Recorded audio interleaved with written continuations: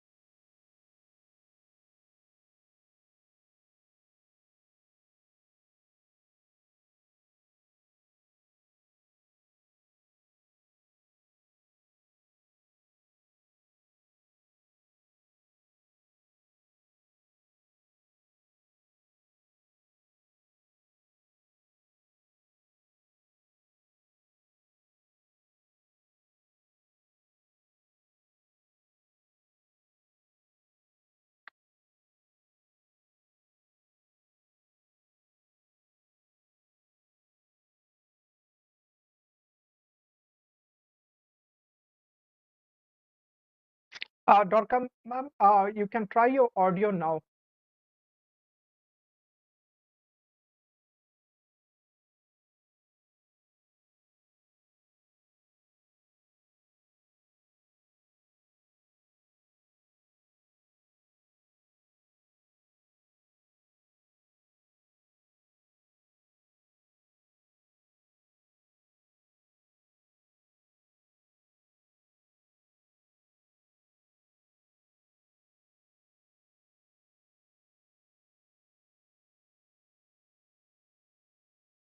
Hello, is my voice audible, Sijin? Yes, you're audible now. Uh, is my video visible? Your video hasn't come on.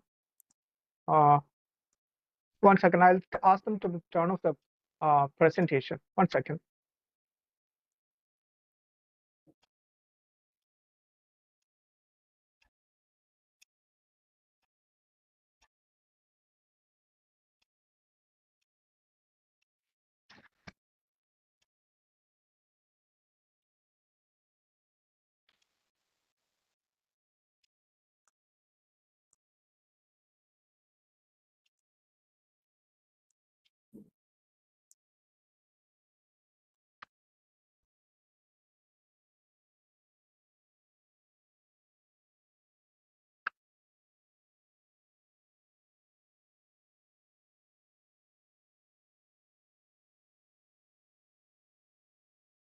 I can see Dr. V.R. Jyotsna Kumari's video. Yes, our principal, madam. Yeah, principal's video I can see. But Good evening, sir. Yeah, am I audible? Yeah, you're audible. You're audible, and Okay. your video is visible as well. Okay. Okay. Can you try now? Document, can you please try now? it is not clickable.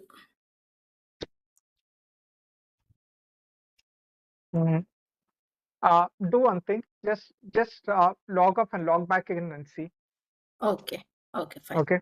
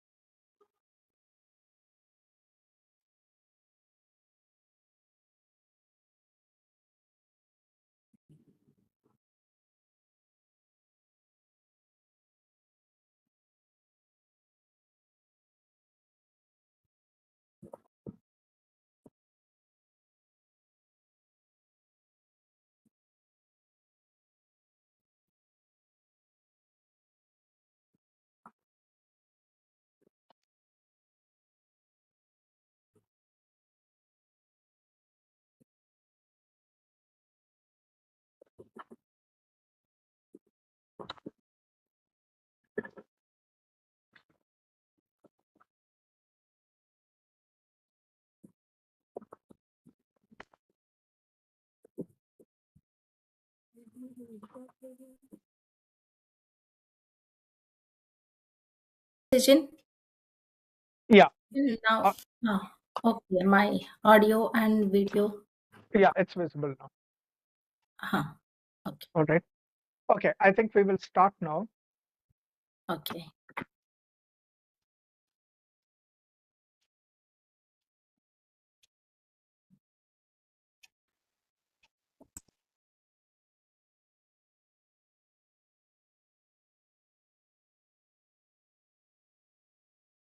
Good evening, everybody. Thank you all for registering and attending this national level online faculty development program on outcome-based education and application of generative AI in teaching and research, which is organized by the exam cell of Government College of Women Autonomous, Guntur, Andhra Pradesh, in association with the Commissionerate of Collegiate Education, Government of Andhra Pradesh. Now, today we would like to welcome Dr. Narayana Bharat Gupta, IAS, Director of Collegiate Education, Andhra Pradesh, Dr. V.R. Jyotsna Kumari, Principal, Government College of Women Autonomous, Guntur, Andhra Pradesh, Dr. Mendes Jacob, Professor and Director, MCA, Marine College, Kutikanam Autonomous, MD and CEO, IPSR Solutions Limited, Resource Person, Dr. Sunil Job, Director, Educational Research and Development, Marine College, Kutikanam Autonomous, Chief of Academics, IPSR Solutions Limited. He will also be a resource person. He'll be the resource person today. Dr. Suresh Nambudri, Director, SPA Technologies, Pune. He will be a resource person one of the days. Dr. Thomas Verghese, Chair, Finance Program, J.R. Shaw School of Business, Northern Alberta Institute of Technology, Canada. He'll be the resource person tomorrow. Dr. Kamal Shah, Principal, Central College of Engineering and Management, HSCEM, Palghar, Maharashtra, and she will be the resource person in one of the coming days. And we would also like to welcome Dr. D. Vijayasri, COE, Government College of Women, Guntur, Mrs. B. Dorka Vijayakumari, Additional CEO, COE, Government College of Women, Autonomous, Guntur, Dr. G. Mallikarjun, Additional COE, Government College of Women, Autonomous, Guntur. And we would like to welcome all the FDP resource persons, managers, directors, principals, vice principals, representatives from management, HODs, IQAC coordinators, and all the faculty members. Now, about this FTP, this will be a one-week FTP program with live sessions from the timing of 7 p.m. to 9 p.m. And we expect you to be attending on all the days. Now, fee for the LMS access and processing of certificate is rupees 400. All the participants who have made who have done the payment of the processing fee will receive the LMS access, the video recording for all the days, and the provision to download your FTP completion certificate. The procedure for receiving the certificate will be informed to you towards the end of the FTP. Now, if any of you are yet to make the payment, you can make the payment of rupees 400 to the account details I've already put in the chat. If you are unable to attend any of the live sessions, the recording will be available in the LMS. Now, we have shared the LMS access details through email to those who have shared the payment proof in WhatsApp till yesterday. Those who have shared the payment proof in WhatsApp today will receive the LMS access details, detailed mail later in the day or by tomorrow. Now, if you have any trouble in attending the WebEx online session, you can also join the YouTube live streaming, which is available also, and the link that I've already put in the chat. Now, my name is Sijin Jacob George. I'm working as Global Relations Manager with IPSR Solutions Limited, and I will be the event moderator. Now, coming on to today's introductions. Now, first I'll give the description about Government College of Women, Autonomous Guntur. Now, Government College for Women, Autonomous Guntur, Andhra Pradesh was established in 1942. It is the oldest women's college in the district, spanning 10.85 acres with approximately 2,250 students. It has over 81 years. It has empowered rural women through education and employability. The autonomous institution offers UG and PG programs in arts, commerce, and Science with 21 departments providing 34 UG and 4 PG courses. Recognized as a center with potential for excellence 2016 to 2021, the college received RUSA grants and secured an NIF ranking of 168 in 2018. Monitored by the Commissionerate of Collegiate Education, Andhra Pradesh, the institution employs qualified full-time faculty dedicated to student-centered learning. Now coming to the direction of Commissionerate of Collegiate Education, Government of Andhra Pradesh, the Director of Collegiate Education came into existence on 1 November 1989. The head of collegiate education deals with the matters of undergraduate and postgraduate government and private aided colleges in the state of Andhra Pradesh. The department is created to promote collegiate education, giving special attention to the areas located in backward and rural areas, to strengthen women education at undergraduate and postgraduate levels, to create educational opportunities for weaker sections of the society, and to introduce need-based vocational courses, replacing the conventional courses in a phased manner. Now, coming to the introduction about IPSR. Now, this year is actually our Jubilee year of IPSR. Now, over the past 25 years, IPSR has empowered over 100,000 students to excel in IT careers, and in just the last 7 years, trained and mentored more than 35,000 faculty members from 7,000 plus higher education institutions. Through IPSR's faculty developed programs, FDPs, particularly in outcome-based education, OBE, IPSR equips educators to transform learning and inspire countless students. Now, each educator we support extends our mission, creating a ripple effect that touches and enriches the lives of thousands more, fulfilling our commitment to elevate education and shape brighter futures for generations. Now, before we move on to the other sessions, if you all could please turn on your videos for a few seconds, we would like to take a screenshot for documentation purpose. Please turn on your videos for a few seconds. We would like to take a screenshot for our documentation purpose.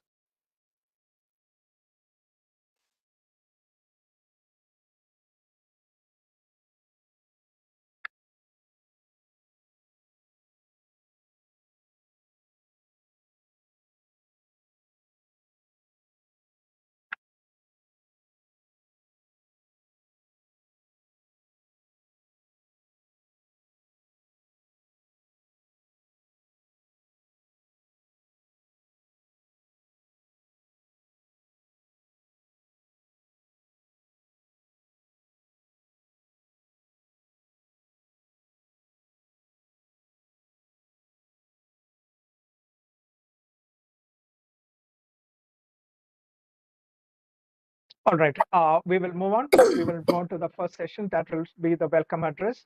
The welcome address is going to be delivered by Mrs. B. Dorka Vijay Kumari, Additional COE, Government College for Women, Autonomous Guntur Coordinator of the FDP program. Now, she is an assistant professor of biochemistry at Government College of Women, Autonomous Guntur. She has been in academia since 2011, following her role as PGT in biotechnology at Kendra Vidyalaya Kolaba.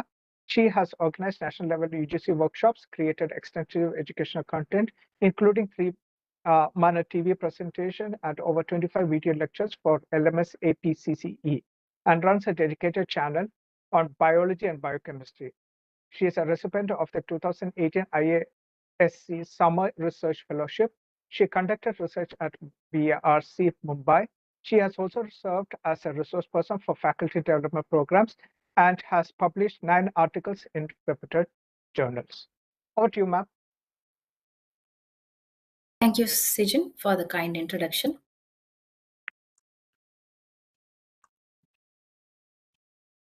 Good evening to all the dignitaries.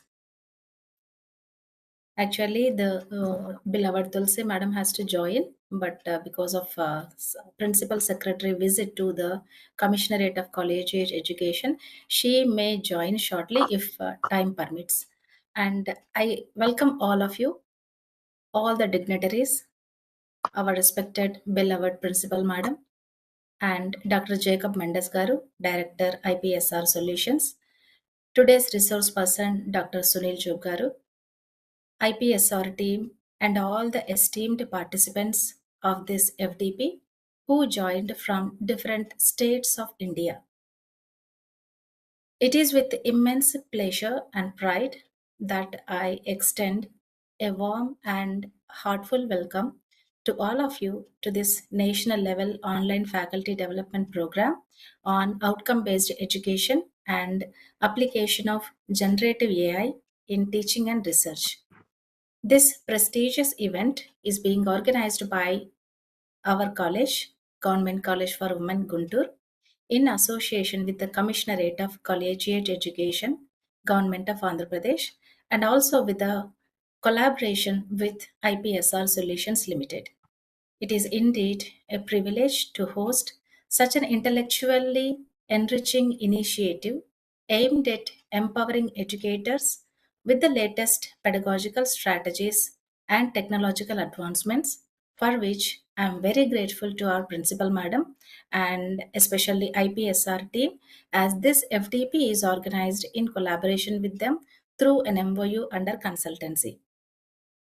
We are delighted to have with us distinguished gathering of assistant professors, associate professors, and professors from the universities, degree colleges, and engineering colleges across the country. This FDP, we have well-known resource persons from India and abroad whose expertise and insights will undoubtedly inspire us. Their sessions will delve into two crucial aspects of modern education. The first one is on OBE, as you all know, which is a learner centric approach that ensures teaching methodologies aligning with the measurable learning outcomes and preparing the students to meet the real world challenges. The second aspect of this FDP is generative AI in teaching and research, a transformative tool that is useful even to perform day to day tasks, starting from the lesson plans to the assessments, and is also useful in the research, offering new possibilities for effective and efficient research ideas. As educators, we are entrusted with the responsibility of shaping the future. This FDP is an excellent platform to equip ourselves with the necessary tools, enabling us to stay ahead in this rapidly evolving academic and technological landscape. On behalf of the Government College for Women Guntur, I extend my gratitude to the Commissionerate of Collegiate Education Andhra Pradesh and IPSR for their invaluable support in making this program a reality. I also thank the resource persons for their willingness to share their expertise to the esteemed participants for their enthusiasm and commitment to professional growth. Let us learn and relearn with an open mind, with a spirit of inquiry. I am confident that the insights gained over this course of this FDP will significantly enhance our teaching practices and research endeavors. Once again, a warm welcome to all of you from the Government College for Women, Guntur. Thank you. Thank you very much, ma'am. Thank you for that wonderful welcome address. Now we will move on to the next session. That is going to be the inaugural address that is going to be delivered by Dr. V.R. Jyotsna Kumari, who is the principal of the Government College for Women, Autonomous, Guntur. Dr. V. Rama Jyotsna Kumari is from Dachapalli, Guntur district. She earned her PhD in Commerce from Acharya Nagarjuna University and began her career as a lecturer in 1992 at Government Degree College for Women, Adilabad. Promoted to principal in 2012, she served at VSR Government Degree College, Mohwa, before joining Government College for Women, Guntur in 2020. She also assumed charge as Regional Joint Director, FAC for Zone 3, Guntur, on June 1st, 2020. Dr. Jyotsna has completed 2 minor and 1 major UGC sanctioned research projects and published extensively in various journals. Over to you, ma'am. Thank you, sir. Thank you for your nice address. Good evening, the IPSR team, Dr. Tulsi Madam, AGO, CCE, AP, and today resource persons, Dr. Sunil Jabgaru, and all participants of this FDP. It is with great honor and pride that I am before you today to inaugurate this national level online faculty development program on outcome-based education and application of generative A1 artificial intelligence in teaching and research, organized by our college, Government College for Women Autonomous Guntur, in collaboration with the Commissionerate of Collegiate Education, Andhra Pradesh, and IPSR Limited. This FDP represents a significant step towards academic excellence. As educators, we bear the responsibility of preparing students for an increasingly dynamic and complex world. To fulfill this responsibility, it is essential that we continually evolve, embracing new methodologies and technologies that enhance the quality of teaching and research. As you know, that OBE is a transformative approach that shifts the focus from traditional teaching methods to learner-centric strategies. We are fortunate to have hands-on experience on each and every step of OBE during this FDP.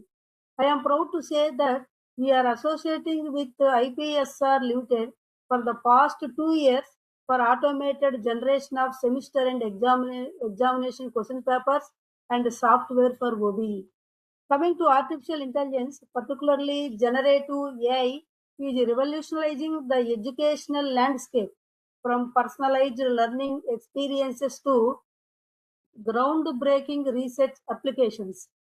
AI has the potential to unlock new possibilities and redefine the role of educators in the 21st century. I am delighted that this FDP brings together an exceptional lineup of resource persons from India and abroad who will guide us through these topics with their deep insights and practical expertise. I am equally pleased to see enthusiastic participation from faculty members across universities, degree colleges, and engineering institutions. I take this opportunity to express my heartfelt gratitude to the Commissioner of Collegiate Education, Andhra Pradesh, for their unwavering support and collaboration. My sincere thanks to IPSR for their partnership in this endeavor. A special word of appreciation to the organizing committee whose tireless efforts have made this event possible. To all the participants, I encourage you to actively engage in these sessions, exchange ideas, and embrace the opportunities this FDP offers. Let us use this platform to learn and collaborate for setting new benchmarks in education and research. With these words, I am pleased to declare this national level online faculty development program officially inaugurated. May this event be a resounding success, leaving a lasting impact on all of us. I wish you all a fruitful and enriching experience. Thank you all. Thank you. Thank you, ma'am. Thank you for that inaugural. Thank you. Yes, thank you for the inaugural address. Now, we were supposed to have the next session by Dr. C.H. Tulasi. I don't think. Madam Sijin, Yeah, Madam is yeah. here with us. I'm glad that Madam is here with us. Tulsi Madam she's there. joined. Oh, all right. Okay, fine. All right. That means we'll have that session. We'll have the address by special invitee from CCE, Andhra Pradesh. She has joined. So I will just give a slight introduction to her as well. Dr. C.S. Tulasi, Academic Guidance Officer, Commissionerate of Collegiate Education, Government of Andhra Pradesh. Dr. C.S. Tulasi is currently Deputy Director at RUSA, AP, holds a PhD from Osmania University and qualified NET in 1995. With over 2 decades in academia and administration, he has served as lecturer principal and academia officer in Collegiate Education AP. His contributions have earned him the State Best Teacher Award 2018, DD Kosambi Award 2019, and recognition as a National RBPT Master Trainer by IISCR Pune. Actively engaged in research and outreach, he has conducted 51 workshops under the full scope project and serves as associate editor for journals in toxicology and related fields. Over to you.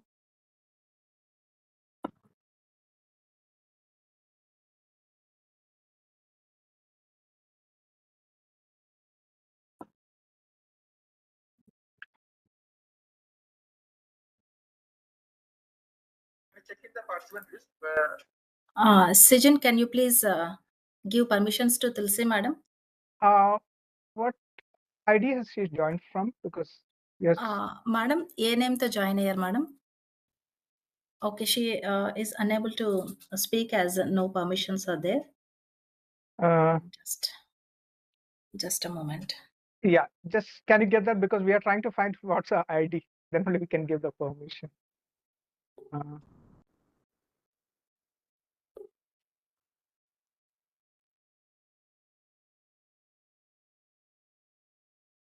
APSPD Rusa.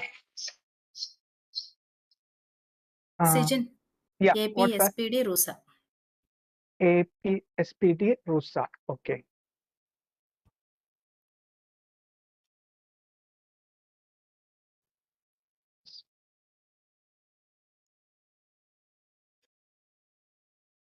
Audio as well as video permissions. Yeah. Wait.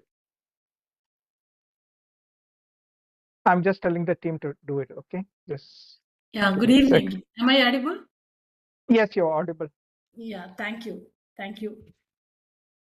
So, good evening, distinguished resource persons, esteemed faculty members, dear participants, and IPSR team. Sorry for the inconvenience. Sorry for the delay. It is indeed a moment of pride and privilege to address this gathering at the national level online faculty development program on outcome-based education and application of generative AI in teaching and research. At the outset, I would like to extend my heartfelt appreciation to Government College for Women Autonomous Guntur for taking the initiative to organize such a forward-thinking and relevant program. The college has consistently demonstrated its commitment to academic excellence and organized various FDPs for professional development of educators under the guidance of Collegiate education, and this FDP is yet another testament to its vision. The Government College for Women Guntur is conducting semester and examinations through software which generates question papers keeping in mind all parameters following Bloom's taxonomy, difficulty levels as per the blueprint set by the department. Each department has their own freedom to set the blueprint, and by using the software, they are generating from the question bank 3 sets of question papers, and one set of question paper is used for the exam. So for the last academic year, for all 135 and 246 semesters, they have generated the question papers by using the software, and it is one of the maybe very limited colleges are using this. It is one among those colleges. So I congratulate Guntur Women College for using question papers generation through software, and they're also implementing outcome-based education through software, thereby giving scope to include as many number of assessments as possible, and also displaying attainment of these outcomes, that is CO, PO, or PSO at any point of time. This OBE, outcome based education, is an educational approach that focuses on the desired results, that is, the outcome of the learning process, rather than simply on the inputs, such as the amount of time spent in the classroom. In this context, I just feeling like sharing a cartoon, which is my favorite cartoon. Two teachers like me and Dorka are speaking to one another. One teacher said, I taught drawing to the class students. Then when I said that, Dorka said, I never seen them drawing. Then the first teacher or me said, I taught, I never said they learned. So this is the difference between outcome-based education and other. Where is the outcome? So many of us, we are teachers entering into the classrooms with a perspective to teach, but we should enter with a perspective to make the students learn. Then only we can see the outcome after teaching each and every class or after teaching a course or a program. So, outcome based education is essential for transforming the teaching learning process in a goal oriented behavior. Or to explain OBE with an example or to make it very simple, say imagine there is a cooking class is going on, and in the traditional approach, the teacher provides a recipe, the students are asked to follow the steps, and at the end, they are assessed on how closely they followed the recipe. A focus is on the procedure, to some extent on the result also. But if we see the same in OBE approach or outcome based education approach, the teacher defines the desired outcome in the beginning itself. Like the students will be able to independently cook on how a healthy, a delicious meal for 4 people with a budget. This is the outcome. The students will be able to independently cook a healthy and a delicious meal for 4 people with a budget, within the budget given. So, basing on this outcome, the curriculum is designed and the students learn about the nutrition, budgeting, cooking techniques, and recipe planning. They may work in groups, research different recipes, and present their dishes to the class. And the assessment after this OBE approach focus on whether the students can actually cook a healthy meal, the outcome what we stated in the beginning, and delicious meal within the given time, within the given constraints with the available ingredients. So the outcome based approach or the key differences between the traditional and OBE approaches: in traditional, the focus is on how students learn, that is the lectures or the assignments and so on. But whereas in OBE, that is how well the students learn and what they learn at the end. What is the outcome that they learned at the end of the course or at the end of the program? So OBE shifts the focus from covering the content to ensuring the student to apply the content learned in the classroom with a meaningful learning outcomes. So we as a teachers need to approach active learning methods, student-centered teaching methods, and OBE by clearly stating the course outcomes, program specific outcomes. By following this OBE, we can do a great job in our classrooms, I guess. And this OBE, it resonates deeply with the vision of national education policy by prioritizing critical thinking, creativity, and practical skills, focusing on, as we learned, each course outcomes, in a whole, the program outcomes and program specific outcomes. Again, the second part of the seminar or the workshop, it is using AI in teaching and research. This artificial intelligence or the generative AI is the buzzword now. So, research and teaching are inherently interconnected, each enhancing and complementing the other. In this pursuit, technology has emerged as a vital catalyst, with generative AI revolutionizing the research and teaching landscape. In teaching, the generative AI can be used like to prepare a personalized learning or tailored learning paths. For example, AI can analyze student performance and create personalized learning paths, adapting to individual learning styles and paces. For example, just like how we get notifications in Netflix.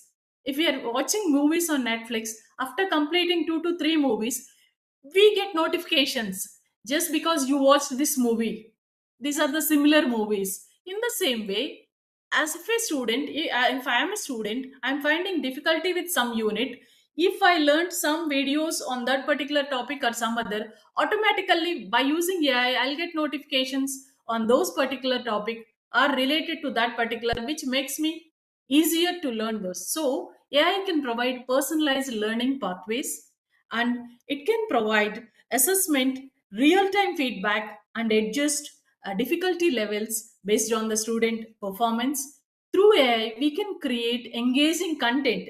We can make the student active in the classroom by creating content like stories, poems, music, We need to just give the correct prompt to the tools like ChatGPT, Gemini, or something else. So we can create beautiful images, what we want. We can create beautiful poems, stories, or PPTs, or videos. Anything can be created by using AI. And once we create it, we are not satisfied. We can just copy it and customize it as for our requirements, our students, our classroom, our content. And even in research, AI can be used and it accelerates the research by helping in data analysis. AI can analyze voluminous data sets quickly and efficiently, identifying patterns and insights which are very difficult for the humans to find out in a short span of time.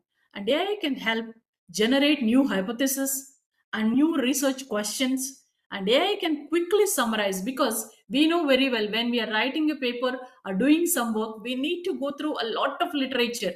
But AI can quickly summarize and analyze the existing research literature and save researchers lot of time and effort. And as of now, AI is used in each and every field. Every field is using AI, like drug discovery, material science, or climate modeling, or aquaculture, or agriculture.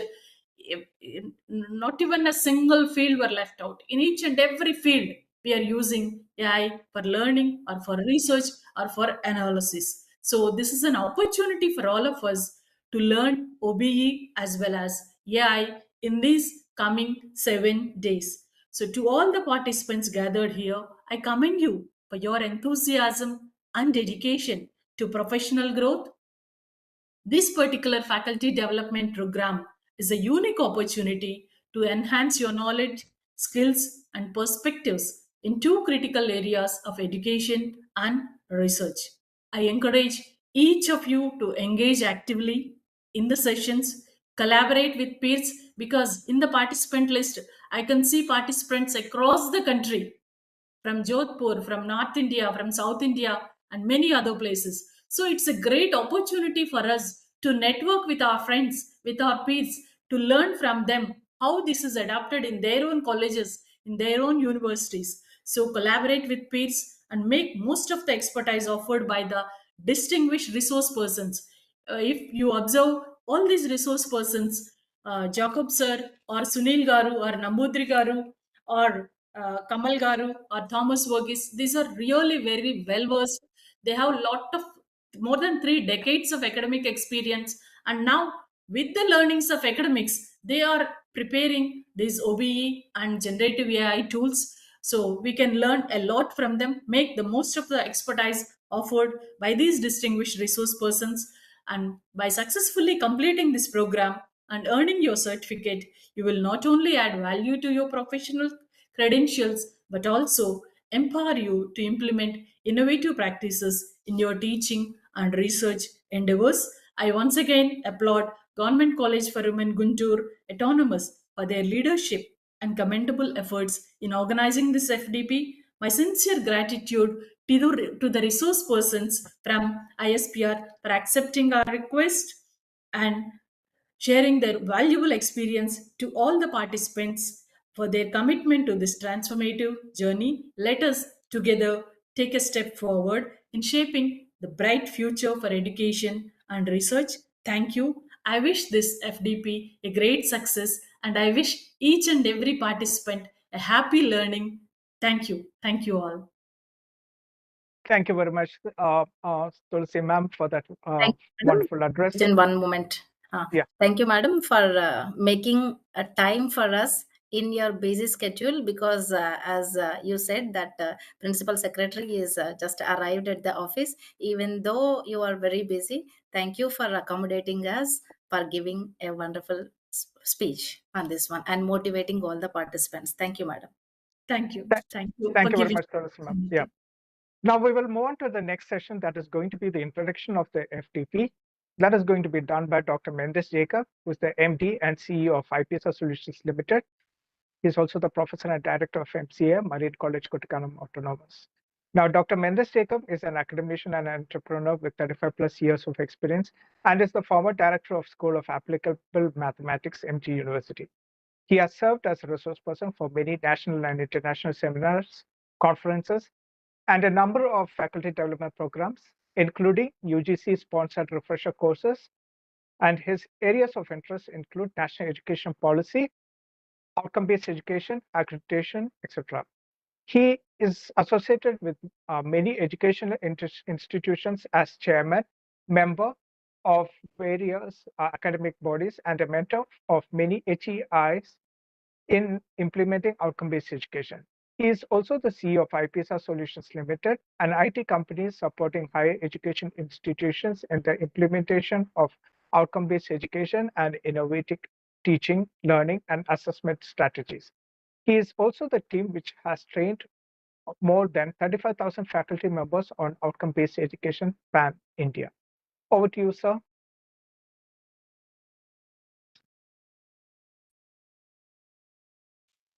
Thank you, Sijan. Am I audible?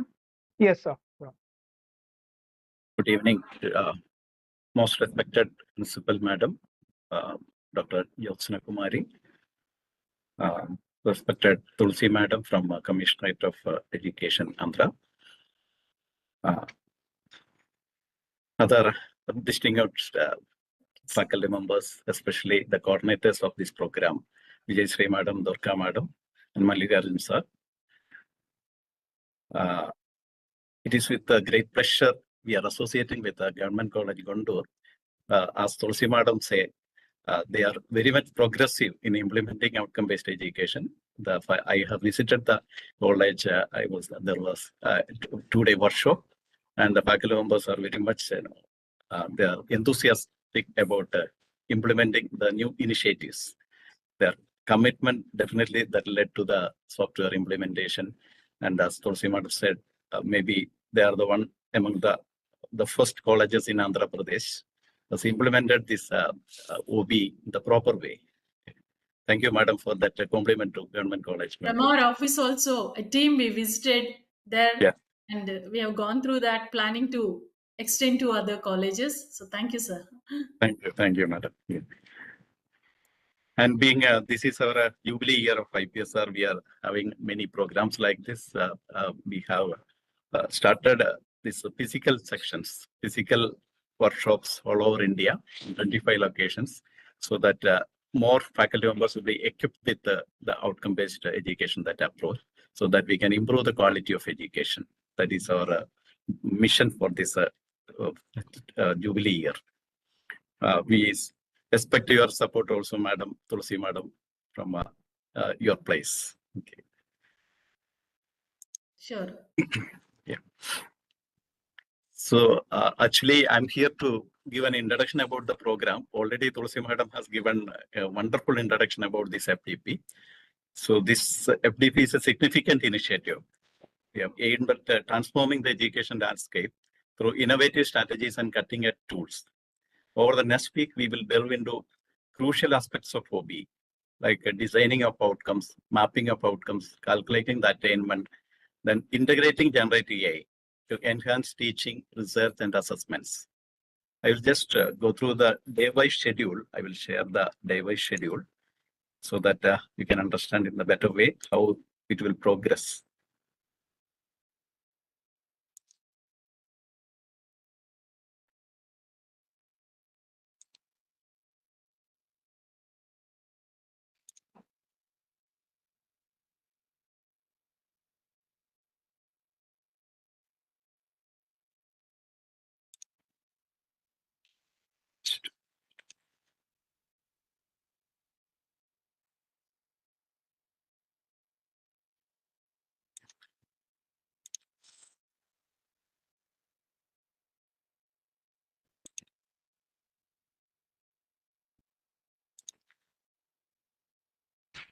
Sijan, my screen is visible. No?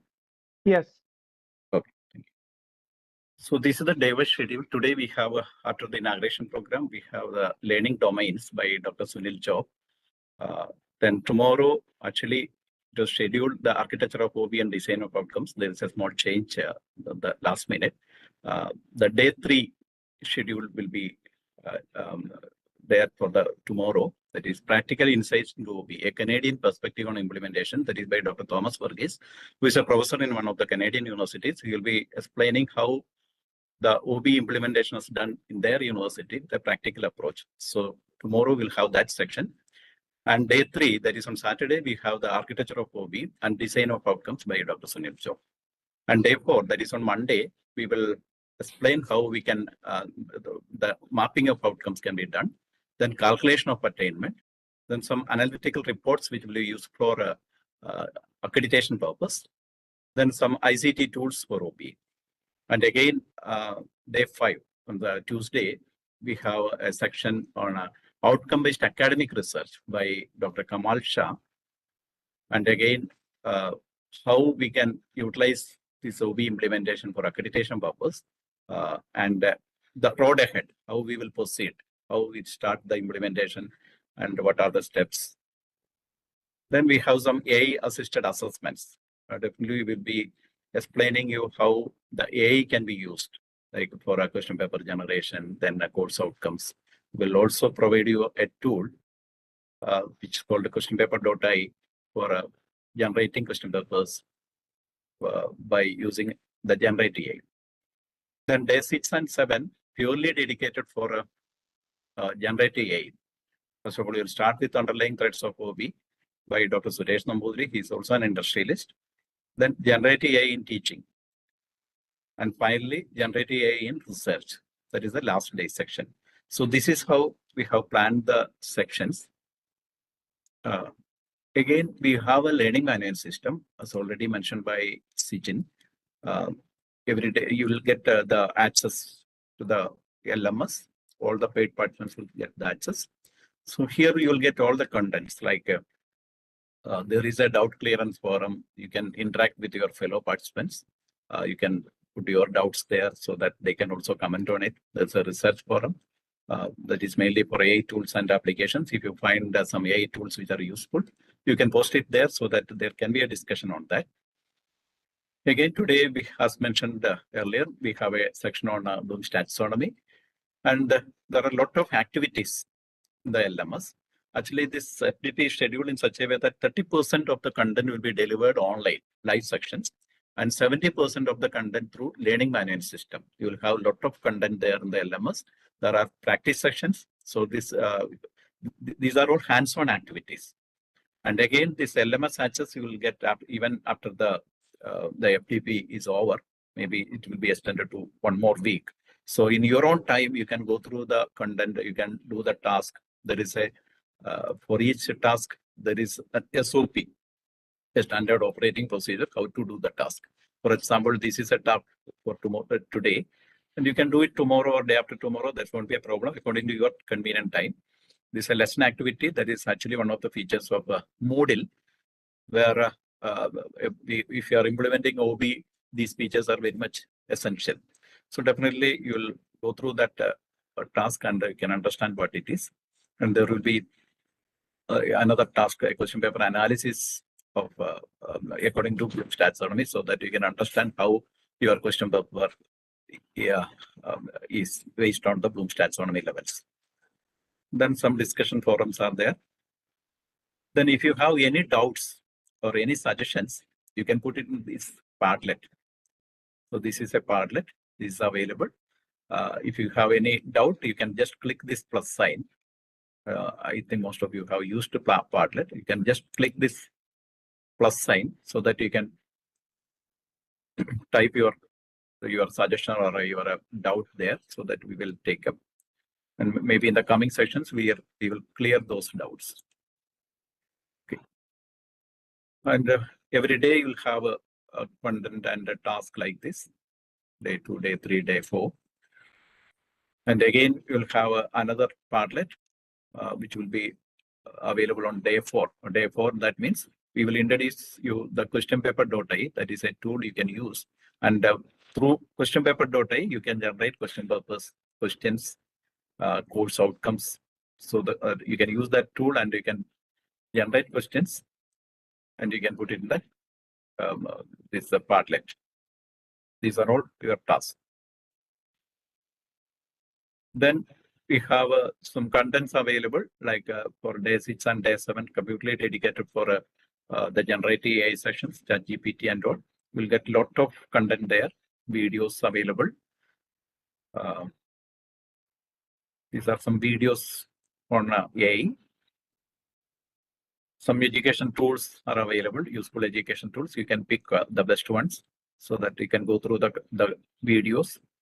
Then there are reference materials like even OBE manual is also available, so that if you are going for implementation in your institution, you can start with that OBE manual. That template is useful. Lot of other materials are available. Many videos, ChatGPT videos are there, how to do the prompting. Yeah. So just make use of all these the LMS,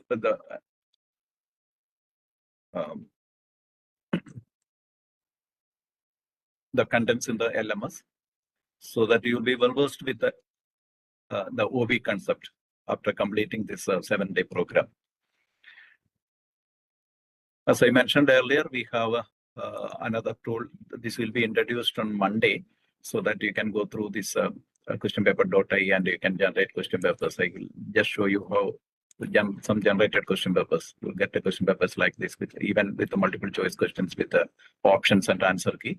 So this we can generate in less than 1 minute, if possible. This we will introduce on Monday. So that's about the program. And if you have in between, if you have any clarifications or doubts, definitely you can put in the Padlet, which I have mentioned, that is also there in the LMS. So together, let us embark on this journey to elevate academic excellence and empower ourselves with actionable insights and practical skills. So thank you, and I look forward to a productive week ahead. Thank you once again. Thank you, Mentor sir. Thank you for that introduction to the FDP. Now we will move on to the vote of thanks. Now, before I give the introduction to the vote of thanks, I would like to tell you that today there is going to be a FDP technical session. The topic is going to be learning domains, and that is going to be delivered by Dr. Sunil Job. So please don't think that vote of thanks is the end of the session. We have a technical session after that. Okay, so let's move on to the vote of thanks. The vote of thanks is going to be delivered by Dr. G. Seshu, Assistant Professor in English, Government College for Women, Autonomous, Guntur. Dr. G. Seshu. Make access వచ్చిందా? What's that? Dr. G. Seshu is an Assistant Professor of English, specializing in eco-critical studies, new literature, children's literature, and translational studies. She has published around 8 articles in various journals. In recognition of her contribution, she received the Appreciation Award as an LMS content developer and master trainer in HVTE from the Commissionerate of College Education on June 18, 2022. Over to you, ma'am. Thank you, sir. Am I audible? Yes, you are. Thank you. Good evening to everyone. On behalf of Government College for Women, Guntur, and the organizing committee of this esteemed faculty development program on outcome-based education and application of generative AI in teaching and research, I extend my heartfelt gratitude to everyone who's made this inaugural session a grand success. I extend our gratitude to the Commissionerate of Collegiate Education, Government of Andhra Pradesh, for their constant guidance and support in organizing such impactful initiatives.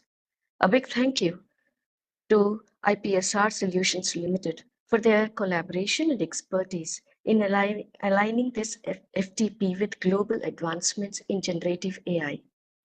On behalf of the Government College for Women, Autonomous, I extend my sincere thanks to our distinguished guests and speakers. Mr. Sijan Jacob George, Global Relations Manager at IPSR, for moderating this event seamlessly and setting a vibrant tone. Thank you, sir. I also extend my thanks to Mrs. Dorka Berry, Additional COE and Coordinator of the FDP program, for her efforts, and Dr. Vijayasree also, the Controller of Examination, who's been behind this, for this much needed FDP. And I express my thanks to Mrs. Dorka Berry for a warm welcome address and who has underlined the purpose and vision of this program. I extend my thanks to Dr. V.R. Jyotsna Kumari, Principal of our college, Government College for Women, for her inspiring inaugural address and that reinforced the importance of outcome-based education and innovation in academia. I place a record of thanks to Dr. C.H. Tulsi, Academic Guidance Officer, Commissionerate of College Education, Andhra Pradesh, for her enlightening address, where she beautifully weaved and it illustrated outcome-based education with practical examples. She highlighted how OBE resonates with NEP, the National Education Policy, and connects program outcomes, program-specific outcomes, and course outcomes. Her insights on leveraging generative AI for personalized student learning and efficient classroom teaching for educators were truly inspiring. She emphasized how AI can enable efficient and impactful research, and these were the key takeaways for all of us. Thank you, ma'am. Despite your busy schedule, you were able to join us. I extend my thanks to Dr. Mendes Jacob, MD and CEO of IPSR Solutions Limited, for his introduction to the FDP program, which is going to run about for 5 days, for 1 week, and for sharing his insights into the leveraging technology to transform education and research. Thank you, sir. I appreciate the dedication of the organizing team, faculty members, and all participants for their enthusiasm and active involvement. Your presence energizes this event and paves way for a fruitful learning journey. Thank you, all of you. I wish to extend our warmest acknowledgement to all the participants who have joined us from various parts of India. Your enthusiasm, dedication, and commitment to advancing your knowledge and skills are what makes this event truly special and memorable. Your presence signifies this shared vision of transforming education and research across our nation. With this, I conclude the inaugural session with immense hope and confidence that this program will spark innovation and collaboration and meaningful discussions in this field of education research. Thank you all and have a great evening ahead. Thank you. Thank you very much, Dr. G. Seshu, for the vote of thanks. Now we will move on to our FDP technical session. That is going to be, the topic is going to be learning domains. And it is going to be delivered by Dr. Sunil Job, KA, who's the Chief of Academic Solutions, IPSR, and he's the Director, Education Research and Development, Marine College, Kuttikkanam, Autonomous. Now, Dr. Sunil Job has 30 plus years of experience in teaching and 10 plus years in corporate consultancy. He holds a PhD in mathematical education and has been an associate professor at MG University, College of Teacher Education from 1999. He has started his career as assistant professor at Carmela Rani Training College, Kollam. He has served as visiting team member of NCTE for grant of recognition and as a resource person for the Affiliation Renewal Committee of MG University. Now, he's an active blogger in cutting-edge technologies in IT, education, and data science. Dr. Job has published many articles in national journals and authored many academic books and a reference manual in mathematics. He has also served as resource person for a number of faculty development programs in outcome-based education, data science, e-learning, etc. Currently, he is serving as Associate Professor and Director, Education Research and Development, Marine College, Kuttikkanam Autonomous, and Chief of Academics, IPSR Solutions Limited. Over to you, sir. Am I audible, Sujin? Yes, you are, sir. Okay, thank you, Sujin, for a wonderful introduction. Good evening, all. Obviously, I understand that we had a very wonderful introductory section where I think they have set the stage for our journey of 1 week. And obviously, quite evident that this education, especially in the higher education sector, is in the edge of a lot of disruptions has been happening. That is, the technology has been steering our educational practices to newer heights. So obviously, it is something very important to keep in pace and in rapport with the latest developments in technology. And moreover, when we are about for the implementation of a new educational policy, definitely we give a lot of autonomy to the students.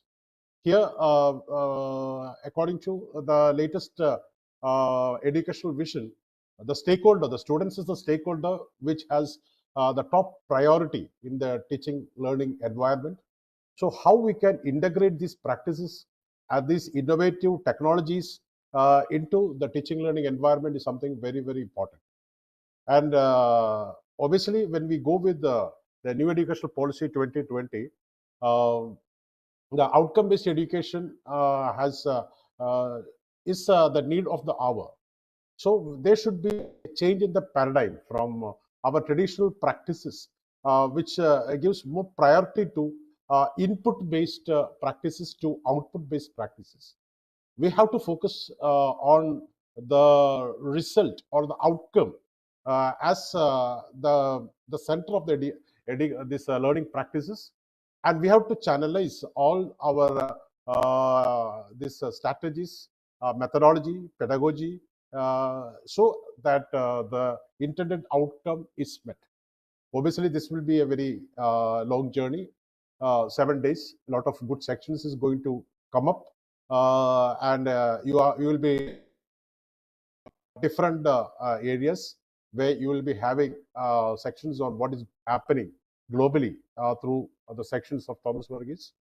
And obviously, we'll be putting it into the outcome-based practices, how to give life to the outcome-based education rather than writing COs, how to make it live.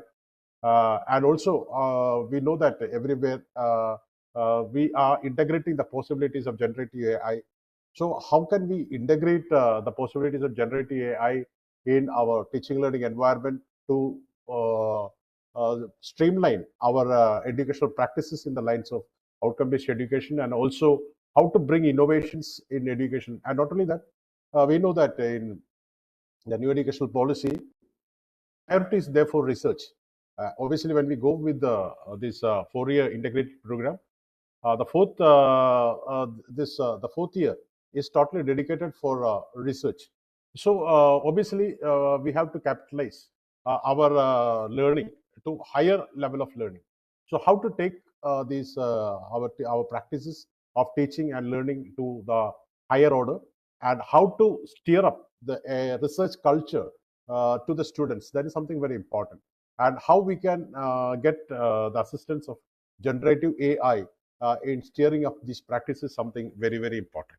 So obviously, when we go through this 1 week section, you will be having a lot of takeaways that can fit your educational environment. So obviously, we can go into today's section. And for the last few years, we were very actively involving in training the teachers pan India on outcome-based educations right from the period of COVID. We have been having sections online and offline, and a lot of training has been happening in order to this handhold the teachers to the outcome-based education in the right perspective. So in most of these sections, obviously, we will be starting with the learning domains of Bloom's taxonomy. Obviously, that is something very important when we work along in the lines of outcome-based education, because it has been a principal component. When even if you are planning a curriculum or syllabus in the lines of outcome-based education, there we need this Bloom's taxonomy for designing the curriculum, for formulation of the curriculum in the lines. That will be guiding you to get the better curriculum in the lines of outcome-based education.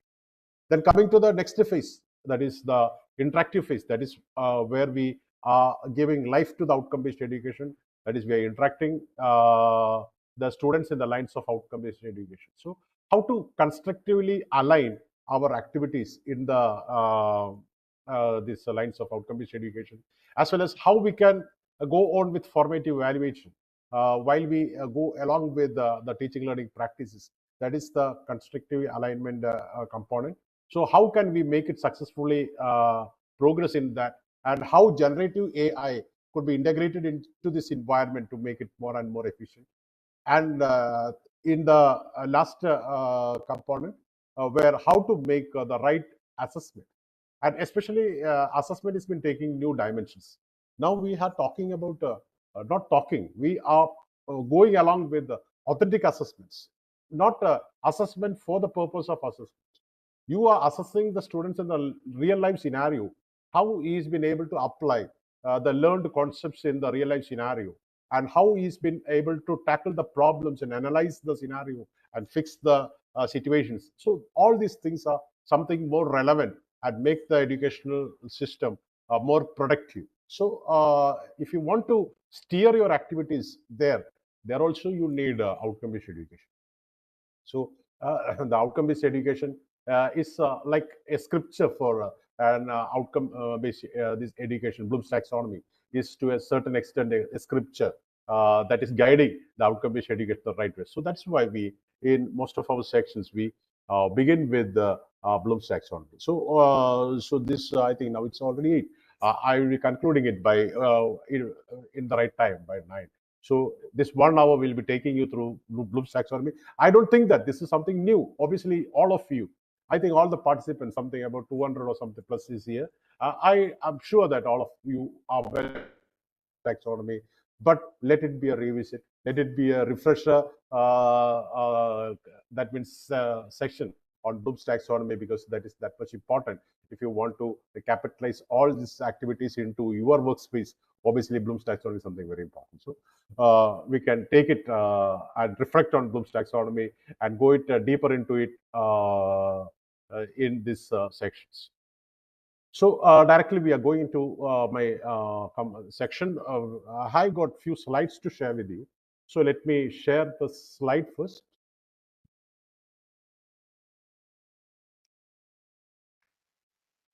Video close, because they normally sometimes it happens there's problems of network connections, because I'm just joining from home only.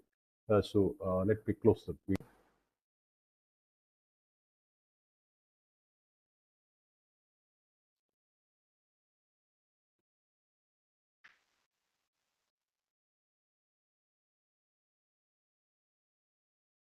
Okay, Sujin, now I would like to know whether my screen is okay and my sound is okay. If both okay, then we can start. Yeah, it's fine. It's fine. Okay. Yeah. Thank you, Sujin. So here we go with the first section of this long journey. So we will be traveling in the what we could say in the lane of Bloom's taxonomy, exploring what is really there in outcome-based education, what is happening in Canada, what is globally happening, how these what we could say the possibilities of AI, how can we integrate it into. So this will be something very interesting, and obviously you will be well informed to make your own outcome-based education in the college. So here we go with the Bloom's taxonomy. So obviously the Bloom's taxonomy is all about learning. Obviously we are, as a teacher, our major task of as a teacher is to facilitate learning.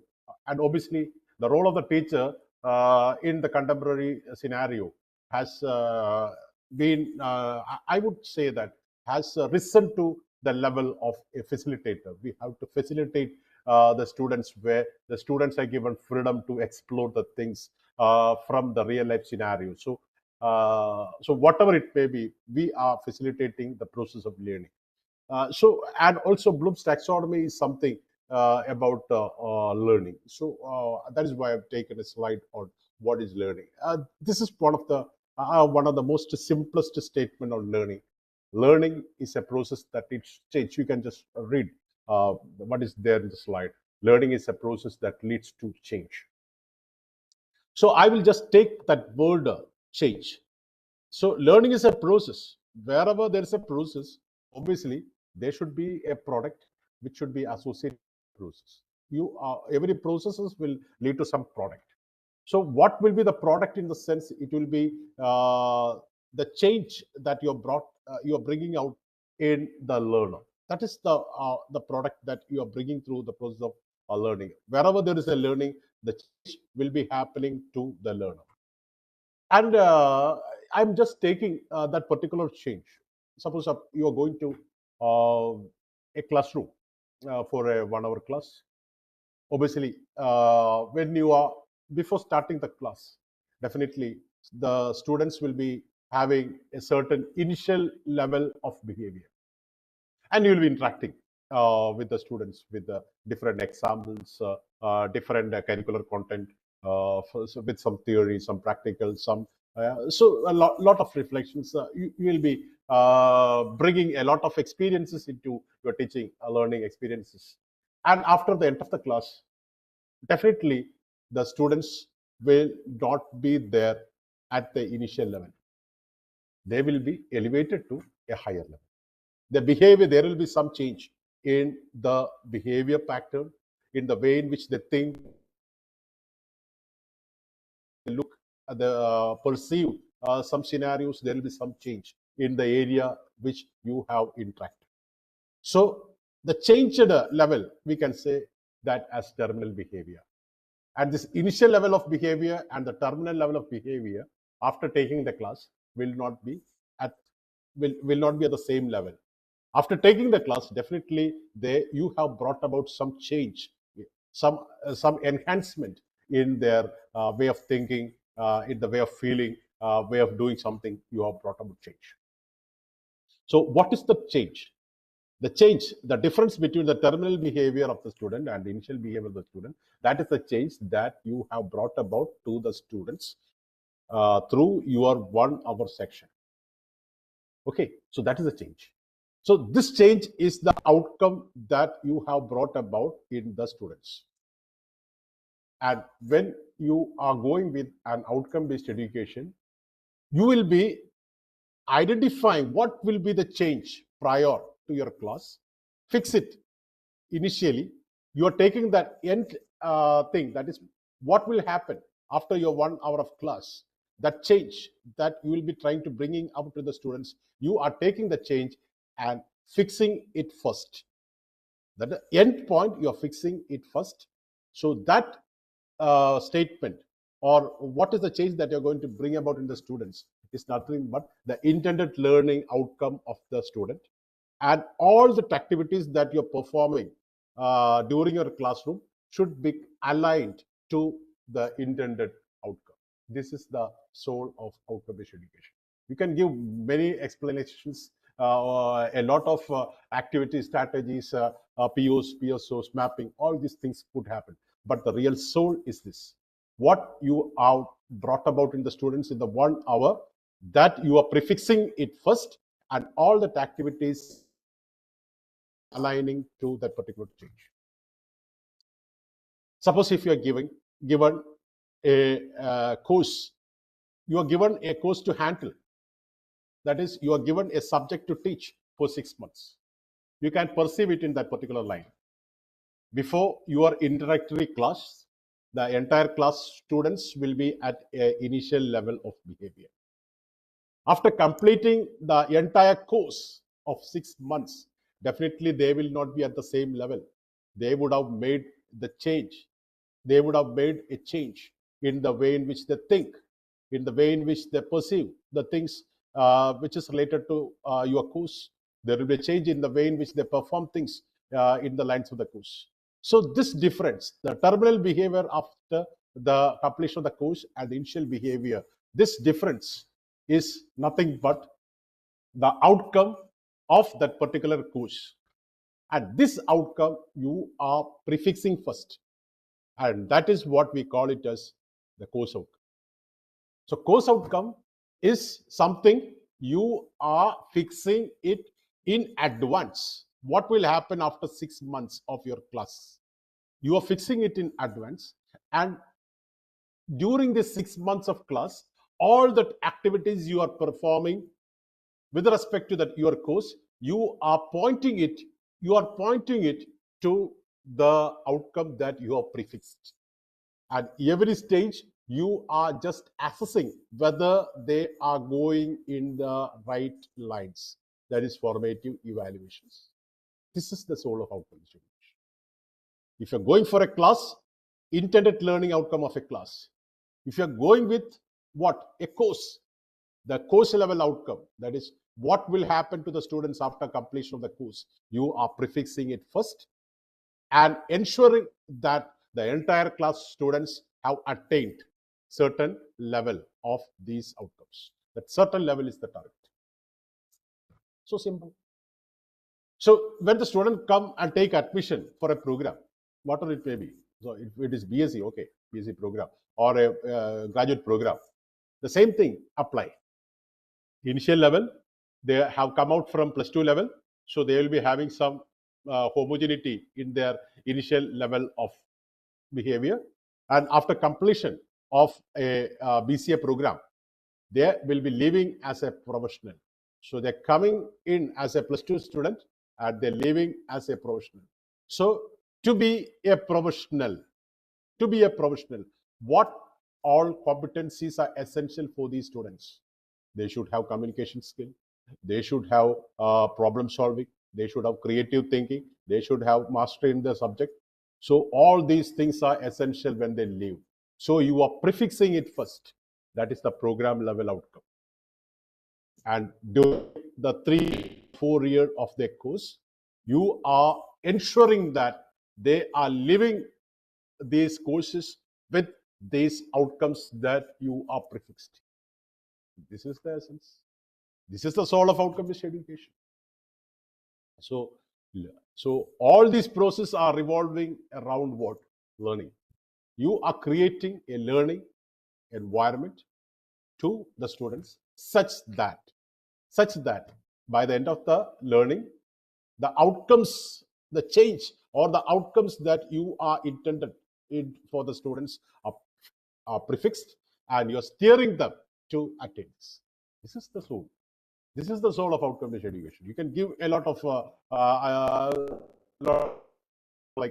okay, what is mapping? All these things are something facilitators, but this is the essence.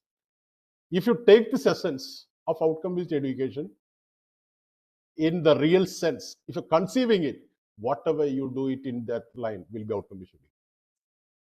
If you're getting this one, if you're conceiving it as a whole, okay, then whatever you do in that lines is outcome-based education. So, okay, coming back, because in the upcoming sections, we'll be discussing more on that. Now, I'm just taking you only through the Bloom's taxonomy. So here, the learning is a process that lead to change. In an outcome-based education, this change will be prefixed, and you are trying to what? Make the students attain that change. Okay, so learning is a process of bringing out some desirable behavioral change. Desirable means you are prefixing the change in advance, and your interaction, that change has to be attained. Now, coming to the Bloom's taxonomy, I am again taking this change. So this change can happen in 3 levels. One is the way in which they think. The way in which you think is something, an intellectual process. So the change can happen in your intellectual domain, isn't it? Or the change can happen in the way in which you feel, way in which you set your attitude. So the change can happen to your attitude, your values, all these areas. So one is intellectual, the other is emotional. You're setting value, you're setting attitude. The change can happen to that particular domain. And the third area of change is that the change to some physical activity that we perform. Suppose you are driving a car, initial level, obviously you will be thinking something more coordination will be happen, and after practice and enhancement of the skill, that will become what? That will become automatic. That will become automatic. That is something which has been regulated by your motor skills. So change can happen in the way in which you think. The change can happen in the way in which you feel.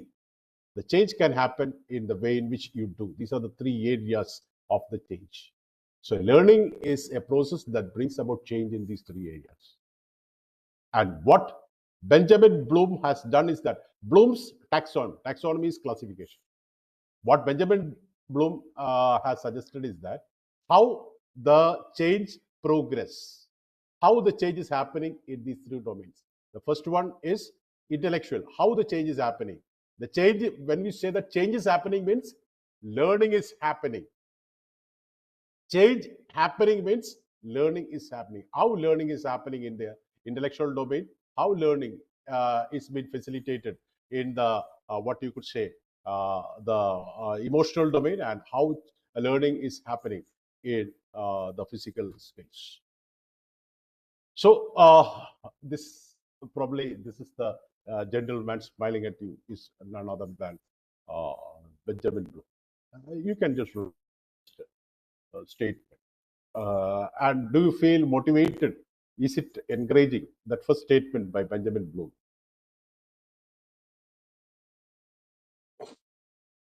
What is that? I think you have read what any person in this world can learn. What any person in this world can learn. Almost all person can learn. And there is a if clause. What is that if clause? If provided with appropriate prior and current condition of learning. So in a process of learning, there is a prior and current condition. If you want to teach something current, there should be some prior prerequisite. So if the prior condition and the current condition is having a rapport, definitely learning will happen, provided there is some physically challenge in the learner. Isn't it? So some mental or physical challenge other than that.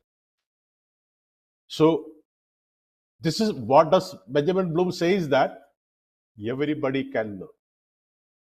So there is no meaning in saying that okay, he is not a good learner. Everybody can learn. The thing is that you should have a sound prior learning condition in order to connect the present learning to them. So learning is happening in a continuum. So why you are mentioning it here is that you will be able to connect the prior learning with the current condition if we have a thorough knowledge of Bloom's taxonomy. Because learning is something that will move from simple to complex. That is the roadmap of learning. Learning will always progress from simple to complex. So at this roadmap between simple and complex is being classified into different levels of learning. And that is Bloom's taxonomy is all about, levels of learning. And learning will progress in a continuum. So Bloom's taxonomy is a set of 3 hierarchical models. What is 3? In the previous slide, I've told that change can happen either in the, what you could say, three areas. You think, you feel, and you do. So this is the 3 levels of, these are the 3 domains of learning. And here we could say that which is related to intellectual ability, we can call it as, not we, Bloom has suggested it as cognitive domain. And feeling, emotions, and attitude, your attitude, your value system, all these things is related to the affective domain. And physical and motor skill, those activities you perform through physical and motor skills would be connected with psychomotor domain. So the cognitive domain is something related to the knowledge. So while we are formulating a curriculum, we are giving priority to the cognitive domain knowledge, and the other affective domain as well as the psychomotor domain will be integrated into our educational system as hidden curriculum. Suppose if you want to teach honesty or some developing attitude, that will be integrated into the curriculum as a hidden curriculum. So we will be capitalizing our discussions on this what you could say cognitive domain. And obviously this is something very familiar, because when we go around sections to the college, I could see, especially when at the time of the NAC visit, this Bloom's taxonomy, this cognitive domain will be showcased in every corridor, because that's very important and this is very familiar.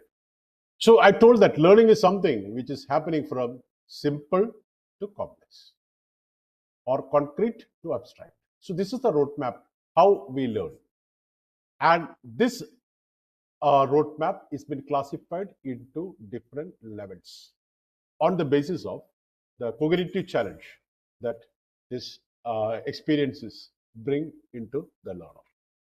And obviously we know that these are the 6 levels where our cognitive domain progress. Learning happens in that is, we will begin some learning from remembering, understanding, applying, analyzing, evaluating, and creating. So this is how learning happens in the cognitive domain. We will go through each levels one by one. When I say remember, I remember what actually it means. Remembering is a memory level of learning. Memory level, that is, you are taking something to the memory. When you are when there is something in the memory, what is your automatic response? You try to recall it. So recall from memory, that is the first level of learning, because we are connected with the external world to the 5 senses, isn't it? You are hearing me. What is happening? The waves which I've created is been transmitted to you through the technological platforms. It gets decoded. It goes into your ear, making vibrations in your eardrum, and it is that signal has been taken to Malasphinx tapes to the auditory nerve, and it will reach the brain and get stored. Memory. First thing is happening is that it is getting stored. When I say that it is getting stored, is that it is getting recorded into the memory. And what is the next level? When it comes and getting stored, what is the next process which has been happening? The intellectual process will start operating. Intellectual process will start operating.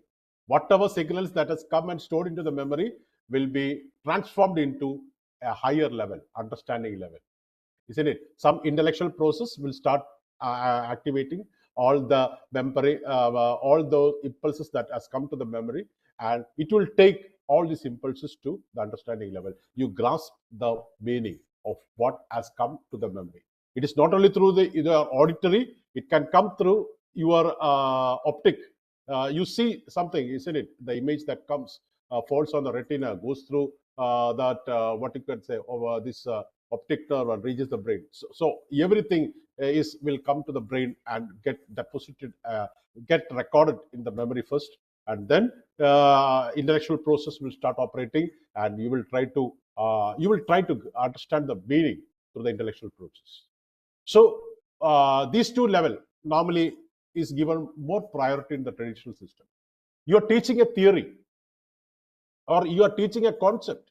What you are doing is that first the students will try to memorize it, and then to take it to the brain, enters into the brain, it directly goes into memory and get deposited.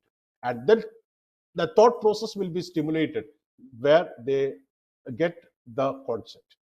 So if you're teaching a student a theory, a principle, an axiom, or some procedures, the first process is that they will be taking it from memory to understanding level.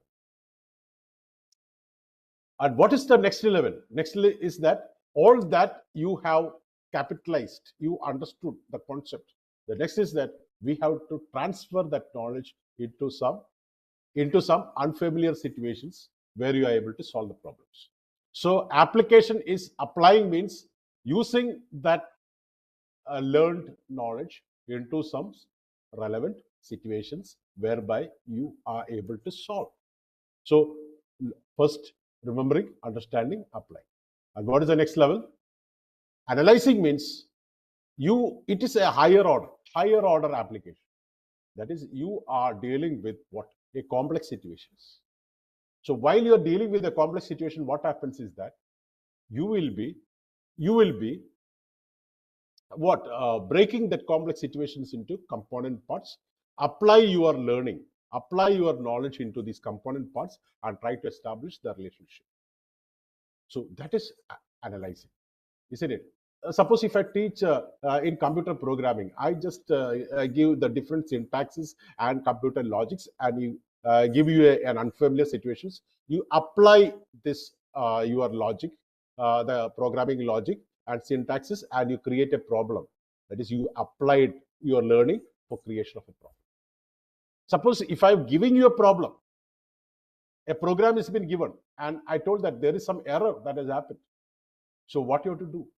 There you have to segment those program into different components, and you have to apply your knowledge, your learning into these components, and check whether all these components are working in itself, and when connected, how it has been working.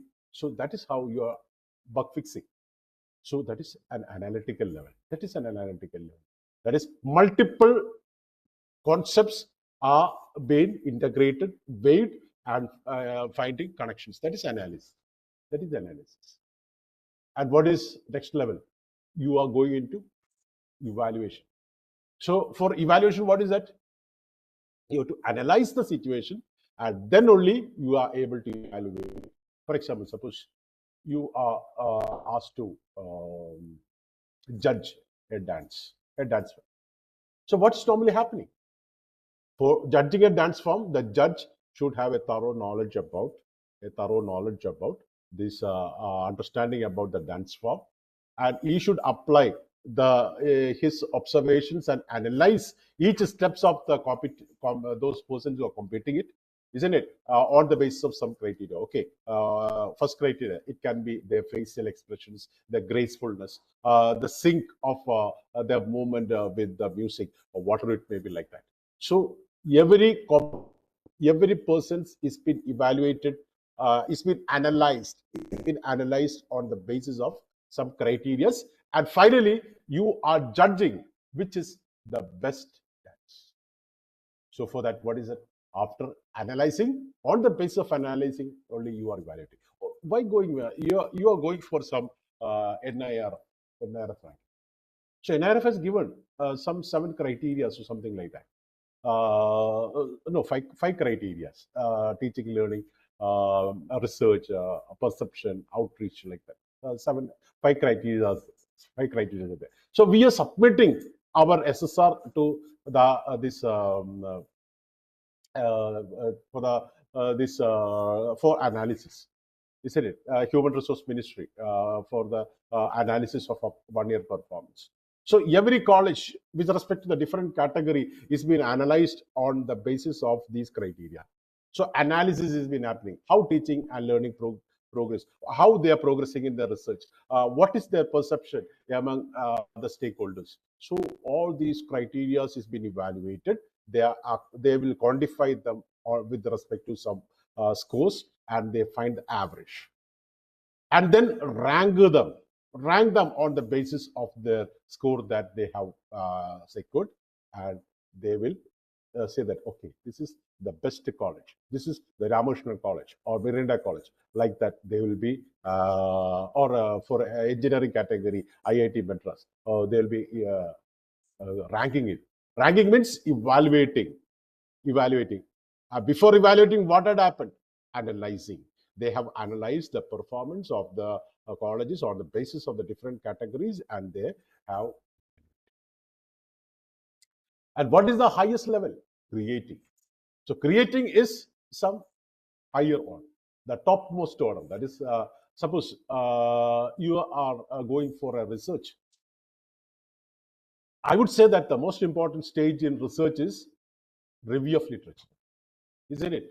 You are performing a review of literature, means you are analyzing what had happened in the area that you are conducting research, and then you evaluate what is the present status, whether there is gaps in the area that you are conducting research, what is the shortcomings at the present status, and that evaluation will lead you to some productive contribution to the field of your study, as for a doctorate or something like that, research contributions. So creating is bringing something new. If you want to bring something new, a thorough evaluation should be done. What is the current status of the area? And only on the basis of that, you will sense the necessity. And necessity is the mother of invention. It will lead you to what to create and how to progress. So this is how the knowledge is being developed. So first, you will try to memorize it. Memorizing is reaching the brain and getting stored. Immediately, this process will happen. You will try to understand and then apply. So in our traditional Gurukula system, what is that? The Guru will recite these traditional in Sanskrit different verses, and the first what Shishya do is that they will first hear Sravana, and after Sravana they will try to meditate Manana, Sravana Manana, and then they will understand through Manana they will understand the principles, and Nirityasana they will take it to the application level. So actually that was there in our ancient Indian culture, our IKs. That is Sravana, Manana, Nirityasana, where they gets the idea. First they try to memorize it, then they try to think about that Manana, and then they will get the idea and they put it into this application level. So the Bloom has further categorized it into 6 levels to creating new piece of knowledge. So this is how the learning will happen. So learning is a process engineered in such a way that one is a prerequisite of other, and learning progress in a country. That is, suppose if you want to apply something, you should have an understanding of the concepts and theories, then only you can apply it. If you want to analyze a complex situation, you have to segment that complex situation into component parts, then apply the learning to the different components and try to establish the relationship. If you want to evaluate something, you have to make a thorough analysis. A thorough analysis will make you to make some unbiased evaluation. And if you want to create something, you have to judge what is the latest status quo, what is the gaps which is there in the current stuff of knowledge, and how to fix the gap. That will lead to creation. So this is how the knowledge will progress, and this is how the roadmap from simple to complex progress. And up to this level, we can call it as lower order thinking skills. So remembering, understanding, and immediate application. Knowledge, remembering, understanding, and immediate application is only a lower order thinking skills. And going beyond, that is application in a real-time scenario, in a complex scenario, evaluation and creation, these are higher order thinking skills. And obviously, we have to capitalize to take the students, not to teach some basic principles, theories, and ask the same thing and give them marks. That will kill really their productivity. So we have to take them to the higher order. And obviously, the outcome-based education focuses to take the students to the higher order. And I was been mentioning about, not I, Bloom has been mentioning about prior and current conditions. Suppose if you want to teach the students to apply something, you have to ensure that they have a thorough concept. Prior thing is concept. Suppose if you want to evaluate something, obviously the prior thing is analyzing. The student should have that much of potentials for analyzing, then only you can ask them to evaluate. So one is a prerequisite for the other. So what your learning experience is going to happen, in which level it is going to happen, and you have to ensure the prior level is already met. Then definitely we can say that anybody can. And now this is something taking you a little more closer. So this is what I've just given you the framework of what you could say cognitive domain. Now I'm going to take you deeper into these level one by one, and I want to apply it into your area of teaching. So what is happening in remembering level? I've already told you, just to keep something in memory. So when you keep it in memory, what happens? You will try to recall. So these upcoming slides, I have trisetted into 3. These are some of the what I call cognitive actions which is happening in the learner at this level. These are some of the action verbs that will help you to frame questions. And when you come to outcomes, these verbs will help you to frame what? Outcomes also. And these are some sample questions at this level. So this is the 3 sections. So actually, I was talking about Bloom's taxonomy, right? Talking about Bloom's taxonomy. Suppose if I ask a question, list the various domains of Bloom's taxonomy. Obviously, every participants will be able to answer this question. What? List means just list the name. So I told that there are 3 domains. One is related to the intellectual, that is cognitive. The other is related to our, what you could say, our attitude, values, emotions, etc. That is affective. And the third one is psychomotor. Just writing the technical name will give you full credit. Isn't it? Just memorizing this technical name will give the student the full credit.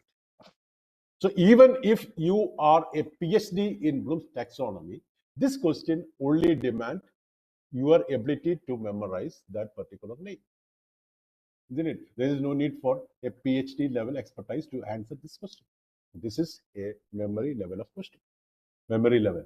Okay, define multiculturalism. So I've taken the verb list. List verb is here. Okay, list. Suppose if I ask, define multiculturalism. Define. So when I said define, I am restricting the freedom of the student. He have to write some definitions which is given by some sociologists as such. Yes, I was there when I go for a paper valuation as a chief examiner. I've seen the teachers reducing different words in the definitions. And once I've seen that this guy has not, this is a definition, he has not used inverted comma, so reducing mark. So this is, you are restricting the students' learning. You want the students to memorize the statement as such and write. And if you are using some alternate words or synonyms in the definitions, restricting the mark. Okay, this person has not said like that. So you are testing them for memory. Okay, list the key components. Or suppose if I say abbreviate GST, goods and service tax. Okay, suppose if I say abbreviation, if they say goods and service tax, they will get the full credit, isn't it? So even if you are a very expert in this tax, if you're a tax consultant, is this question, both the tax consultant or a boy who are just memorized this good service tax, they will get the same credit, isn't it? He would have an expert in GST, a lot of contributions in GST, but still. So this is memory. Memory level is just only testing the memory. That do not mean that they can be at a higher level, but this question is only a memory level question. Then going to the understanding level. Here, understanding means they got the meaning. Suppose if you are teaching them some principle, or you are teaching them some a concept. Concept means there is some abstractions, isn't it? Fact, concept. In a concept, there is some abstraction which has been there. So when the students learn that concept, they remove that abstraction and they got the meaning of the particular concept. That is concept learning. So if you want to check whether they have learned the concept, you can frame questions by using these verbs. Suppose describe, explain means they have to explain it. If they want to explain it, they should have a real understanding of what they explain. That is understanding level. So suppose the same question. Explain the various levels of learning in cognitive domain. Okay, you will be answering. But suppose if I ask them, explain the various levels of learning in affective domain. We didn't discuss about affective domain, isn't it? But in the previous question, you answered. You told that, okay, 3 domains, list the 3 domains means cognitive, affective, and psychomotor. Here, if I say cognitive domain, you will be answering, okay, it is the students' progress in an intellectual the knowledge, how they acquire the knowledge. First is memory, understanding level, you will explain. Suppose if I ask affective domain, I didn't say that. The affective domain, the learner progresses like receiving, responding, valuing, organizing, characterizing. I didn't explain it because I told that it will be added into the curriculum as hidden curriculum.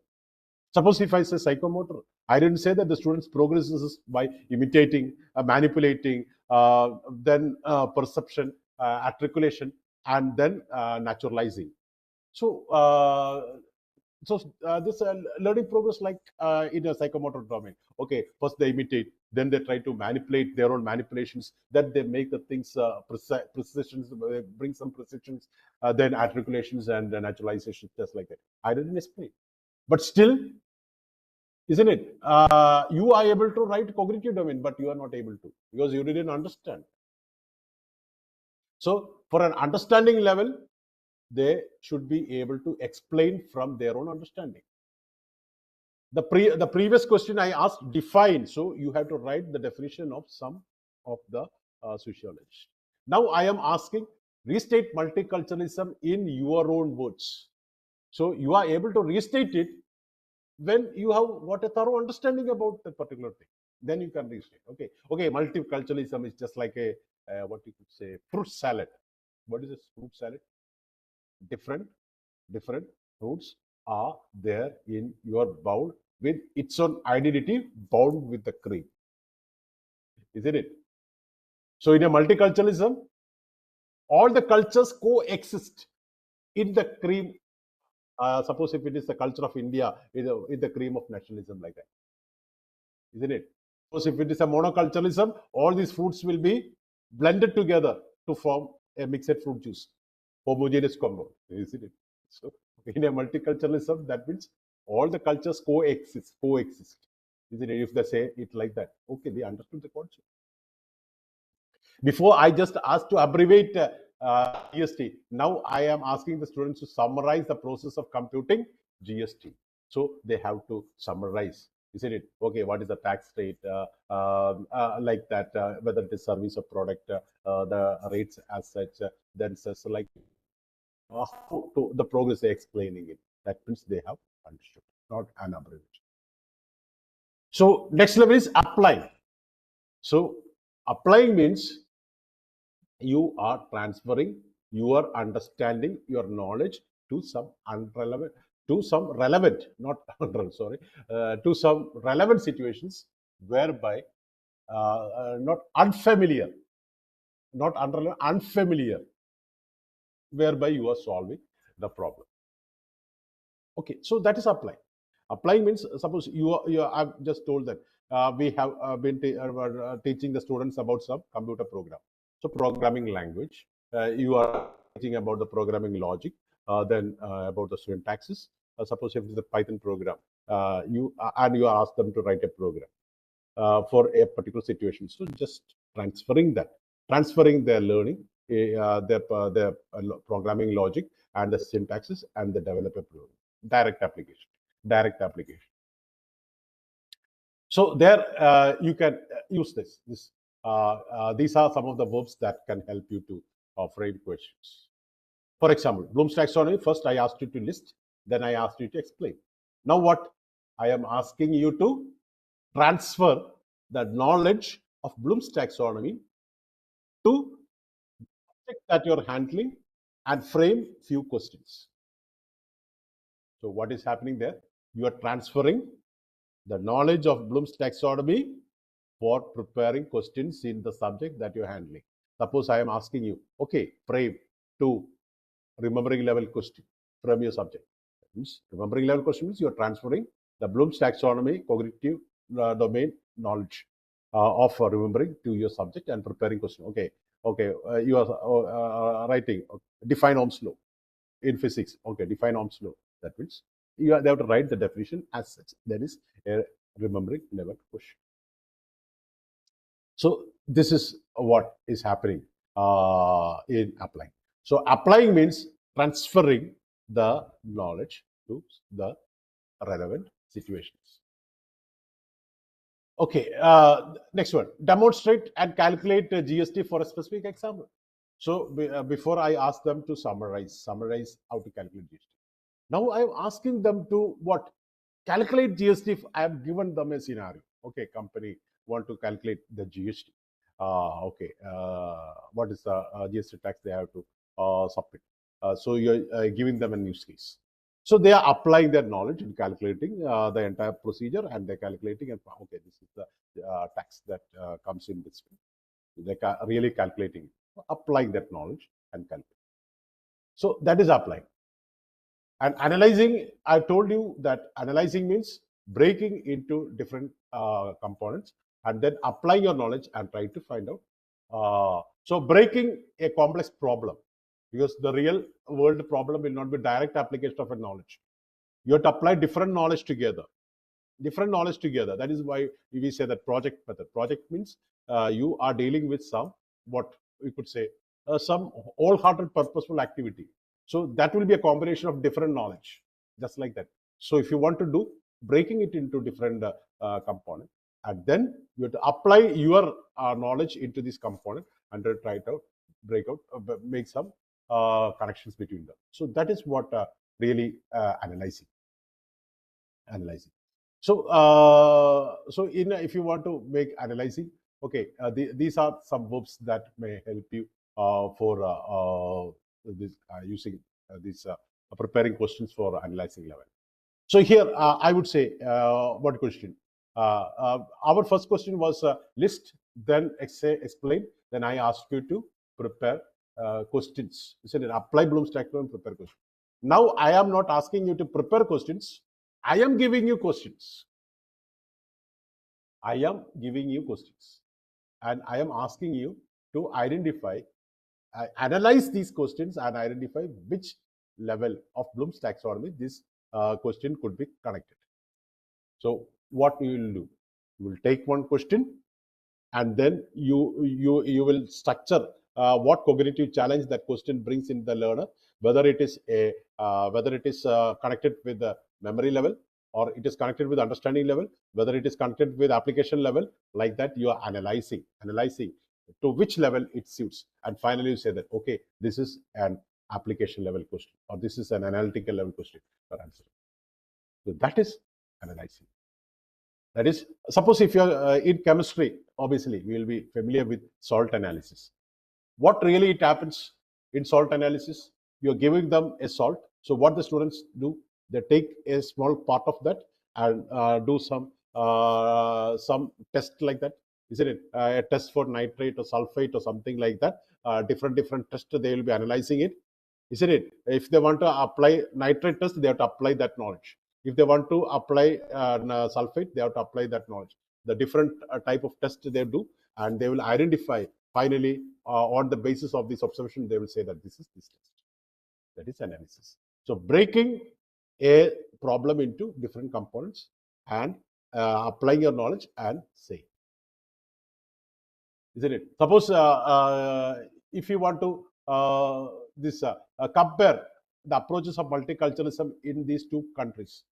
Suppose if I am just giving two countries and asking you to compare the multiculturalist practices, what you have to do? There you have to break them.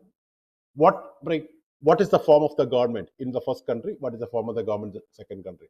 What is the economic status? Second country. What is the freedom they apply in the first and the second country? Like that, you are breaking the entire social system of the two countries into different components, and then you compare. So what is really happening? You are comparing on the basis, okay, what is the, so you should have, what is the form of the government in the first? Apply the knowledge. Then what is the form of the government? Whether it is a democratic or socialistic pattern, or whether it is a federal government, you are applying the knowledge there.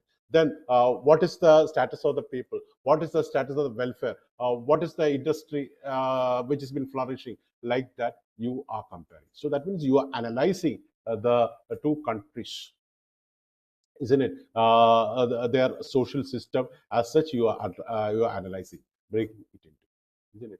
Okay, now if suppose if I ask to compare GST and VAT, there what you are doing is that you are analyzing, okay, GST and VAT and how they are calculating it. You two systems you're comparing. So you're breaking it into different components, and then you are analyzing. So analysis always involve a breaking of a complex situations and applying the knowledge and trying to find out your observations.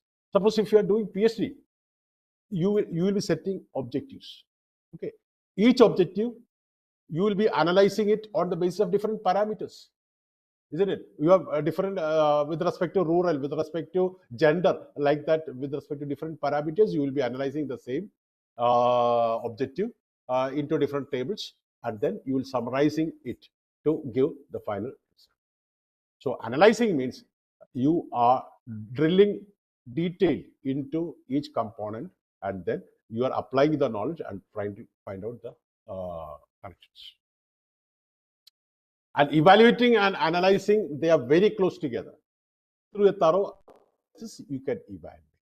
So evaluate means you are comparing and finally judging the value. So these are the action verbs. These will be available in the elements. Okay, don't worry. Suppose in our Bloom's taxonomy, firstly, I asked you to list, then explain, then frame questions. I've given questions and asked them to analyze these questions and identify which level. And now I am asking you, do you think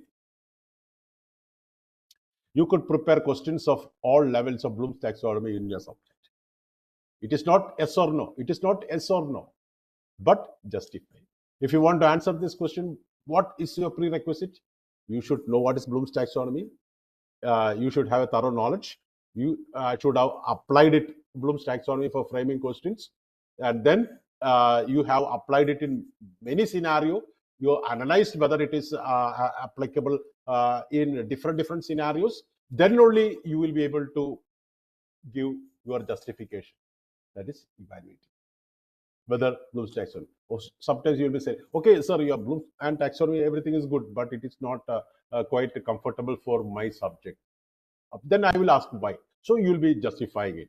If you want to have that much of expertise, you should have knowledge about Bloom's taxonomy, your subject. You should apply it, and then different use cases, and then only you will be able to say the final evaluation. So evaluation becomes superior to analysis. Only after analysis you can evaluate.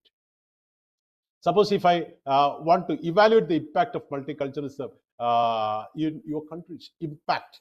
If you want to say the impact, then you should know what is multiculturalism, how it has been applied. You should analyze the different scenarios. Then only you can come up with what an impact study, evaluating the impact, isn't it? So impact means going further. You have analyzed, and then what impact it has brought to the citizens, to the administrators, stakeholders. So that is what evaluate. Suppose if I ask, okay, what are the merits and demerits of GST and VAT? For that, you should know what is GST. You should apply GST. What are the problems that GST is confronting? What are the problems with what has been confronting? Then only you will be able to answer. So this is a very higher level. We have started with abbreviated GST, and this is, you have to apply it, how calculating different use cases, where it is positive, where it is negative. That knowledge you have to gain. But the thing is that this evaluation, it becomes genuine only when the learner do it by yourself, by themselves. Suppose if you are giving them a ready-made answer of evaluation and ask them to evaluate, it is not evaluation. They are only trying to memorize it or even try to understand and reproduce it. This becomes genuine only when the students evaluate by their own cognitive effort. So higher order questions, you should not give the students answer, ready-made answer. If you are giving them ready-made answer, it will be just like, suppose if I ask suppose if I am asking my student, okay, tomorrow you will be having a surprise test. Tomorrow you will be having a surprise test.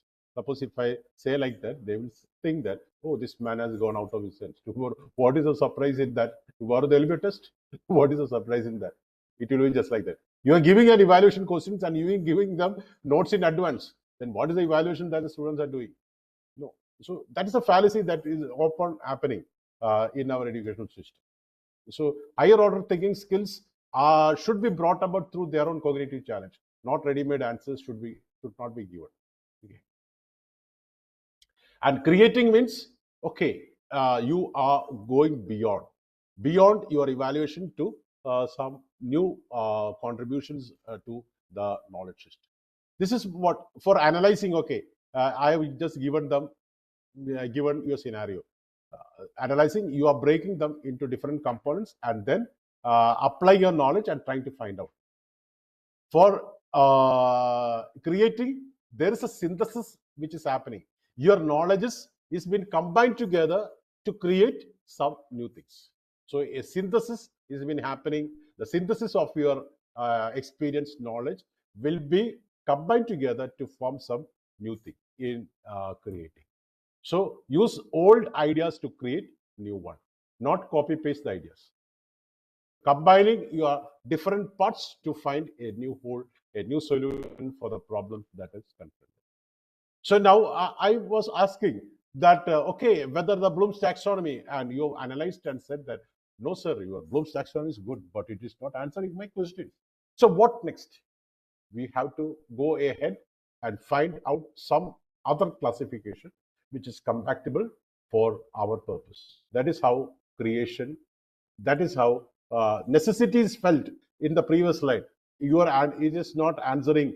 So what next? You have to go beyond and create something new, create a new model of classification of learning. Okay, before we have asked them to evaluate the merits and demerits of GST and VAT. Okay, you have identified, and they are identified, okay, this is the merits and this is the demerits.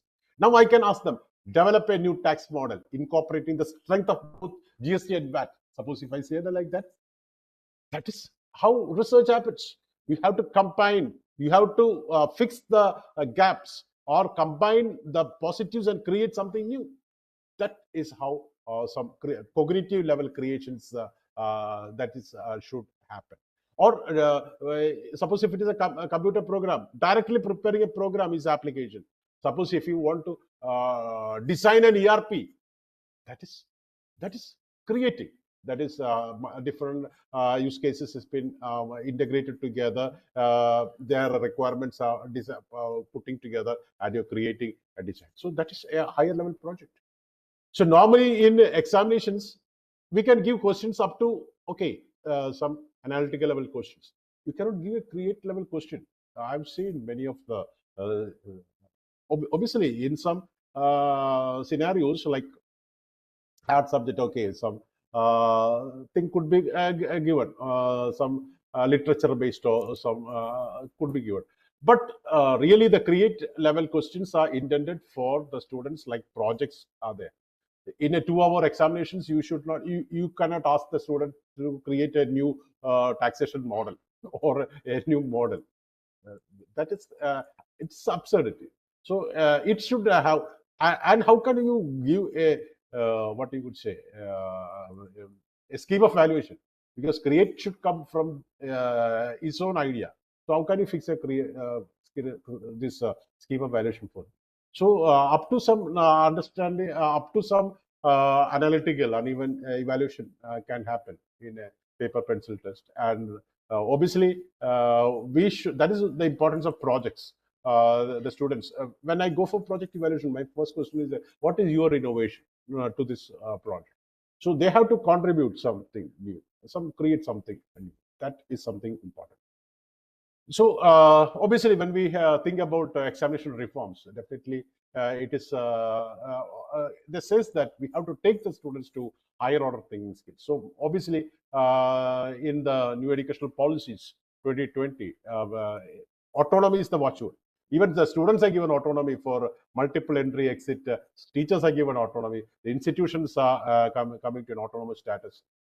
So they have got academic freedom to decide. So what should be? So they can have policies that is not taking 100% questions to the higher order. No, there should be sufficient questions from lower order and higher order. And mostly when we see that about 90% questions are coming from understanding and memory level. That is not fair. You should have, depending upon the nature of paper, Depending upon the nature of paper, wherever possibility, you have to take the students to the higher order. That is something important. And I would say that suppose if you want to improve the quality of an institution, it is not the infrastructure that value. That is, you have to design an assessment track or system that takes the students for higher order thinking, and that will really enhance the quality of an education. Now the quality is not decided on how many acres of land, how many buildings, and whether it is centralized AC or nothing like that. Okay, that all are support systems, but we are deciding the quality of the systems on the basis of the students that pass out of the education system, how they are placed in the society, are they confused graduates, how many illuminaries your institutions are brought about. So that is the brand of your institutions, not the look and feel. Now the things, because we are deciding everything on the basis of out. That is why we are giving a lot of statistics about our students, pass outs, alumni, in order to identify what strength that you have given to the students through your institutions. So, so the things are changing in this way, and we have got. Okay, there is just getting time. There is one question. Can you identify which is the level of this question? K1, K2, K3, K4, K5, K6, which is the level? You can put it in chat, but chat is not visible for me. You can put it in chat.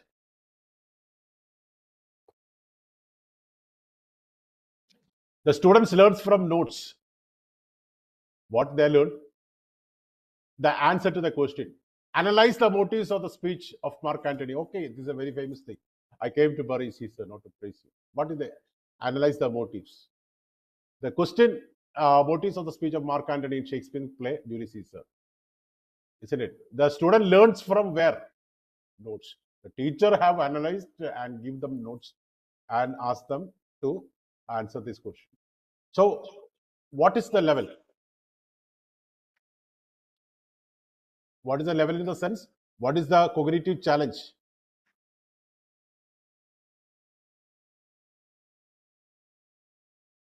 The question is K4, but the teacher has killed that K4 and has brought it down. They have learned the answer what the teacher has given, isn't it? So their cognitive challenge is either K1 or K2. It is K2 because they have learned it and answered it in some way, isn't it? So question is analysis K4, but the teacher has killed that question. He didn't give any cognitive challenge to the student. The teacher has given. Find the volume of the cube when one of the sides is known. Why? This is a simple. Volume means side into side into side. All the sides are there because it's a common. So I just given a. What is that level? Volume, to calculate volume. Put it in chat. I am just looking at chat.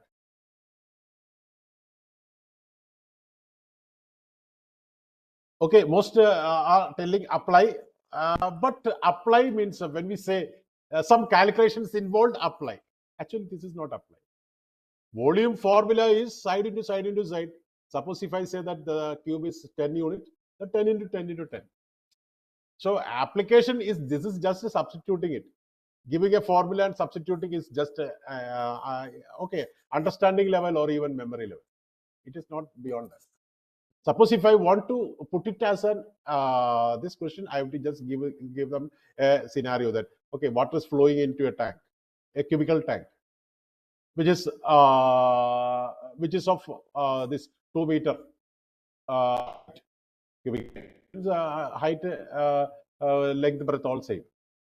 Water is flowing it at this much a rate. So what is the time to fill the tank? So there you have to apply that volume of the tank in that scenario, isn't it? So something like that. So this is only K2. The students are asked to conduct an experiment. Okay, salt analysis or something like that, and find the result. What is this?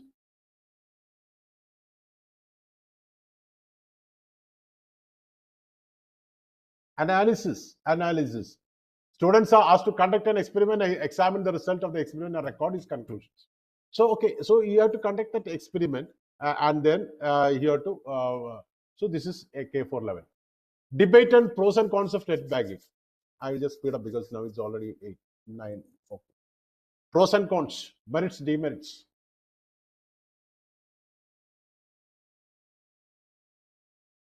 Okay, pros and cons. Yes, it is evaluating, isn't it?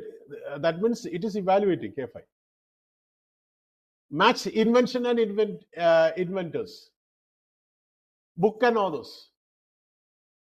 You are given 2 set of invention, inventors. I was setting a book and authors. What is this? It is only K1. Suppose if I say, who is the author of Macbeth? A GK question. Even without reading what is Macbeth, you can say that, okay, it is a Shakespearean play, isn't it? So, just like that, who is the inventor of such and such thing? Even without knowing what is the nature of inventions and about the inventions, a GK question. So, this is only K1. And okay, this create a new model, that is K6. So now we have got a small, what you could say, a task related to this section. There is this analysis. Analysis means you can take any previous year question paper that you are handling, any question paper. You can write what is the program name, okay, a BSc Mathematics or BA English or something like that. The name of the paper, year and semester, some details. And then this is the only part that you need to answer. Okay, here drop down is there. Suppose the first question is from section A. Read that question. Now you are an expert, isn't it? Suppose the question is define something. You know that it is remembering level. So drop down, remember. What is a mark? You have to enter the mark, isn't it? Second question like that, you can you can enter it like this. Suppose second question is again from section A. So section A, drop down section A, then read that question. That will be explain something. When you say explain means it's an understanding level. So what is a level? Okay. So suppose seventh question, it is again B. Again B. Then what is the level? Suppose if it is an application question, apply, and what is the marks? This is what you have to do. So you can take any question paper, and then you can enter the sections, then read the questions, apply the level, and then the marks. And the result, this is an automated sheet which is prepared by me. So you will be getting a consolidated format here. So what percentage of question is from understanding, what percentage of question is from here, what percentage of HOTS, and you can write your evaluation here. So it is going beyond analyzing and evaluation. So whether it is having sufficient higher order questions, whether this question paper is a good question paper, you can evaluate. So the detailed way of answering will be given in the your LMS, so you can refer that and answer this, which I have explained it, and thank you for the section. So we can keep that platform open for taking any queries. So I'm just stop sharing and over to Srijan. If there is any queries, we can take.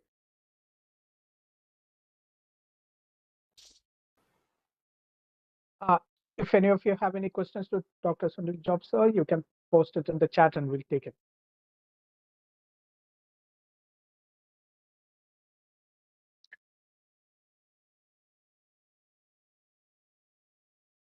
Somebody's asked for the Excel sheet for question paper analysis. That which Sir has put is actually there in the LMS. So you'll have to access the LMS to get this Excel sheet. And obviously there is a discussion forums which is there. Discussion forums are there, so you can also post your doubts there.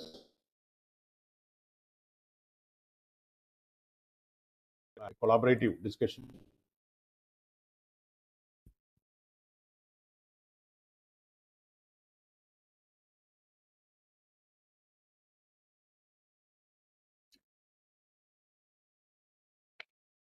COPO will be, this is all introductory sections. So we will be having more when we, in the upcoming sections. We didn't mention about CO and PO, or that will be discussed later. Okay, I've seen many questions about the LMS, how to access it. See, what you need to do is, to access the LMS, you need to first pay the processing fee of 400 to the account details that I've just put in the chat. Okay, once that is done, you need to screenshot the payment screenshot to that WhatsApp number. Okay, then you will get the credentials to your email address that you have provided to register.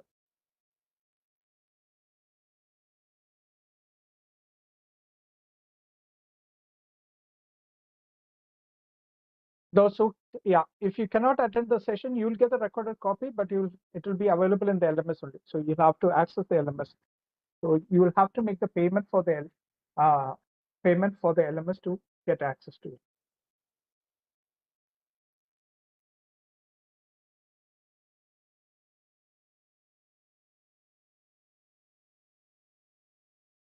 So sir, there are some questions here. Okay, you can. Oh, you can take.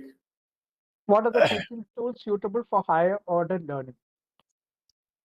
Actually, I would say that we are the teaching tools.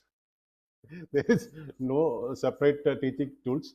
It is our experience how we can integrate the thoughts of the students will be decided by ourselves, isn't it? Because we cannot replace you with respect to some tools. So you have to identify what will make the students to take them to the higher order. And the most important tool is that the assessment and the sections that you give. Suppose if you are giving some authentic scenario and ask them to give some projects or some assignments, then they will be going to an application and what you could say analytical. So give them some activities. It is the activities that you give them to the students will take them to the higher order. So actually we say that we are the what we could say the hand holders of the students who take them to the higher order. So don't replace it with any tools. You can discuss with the ChatGPT or some AI tools to give you some scenarios. In the upcoming sections, they'll be discussing about such scenarios. And the real, what you could say, the master of handholding the students is the teachers. So you can make some references and bring them, give them activities, assessments, practices that will take them to higher order. So there is no separate tools. All these are some support systems. Suppose you are not, suppose we are sitting together in a room, there was no need for this platform. Platforms are all some support systems.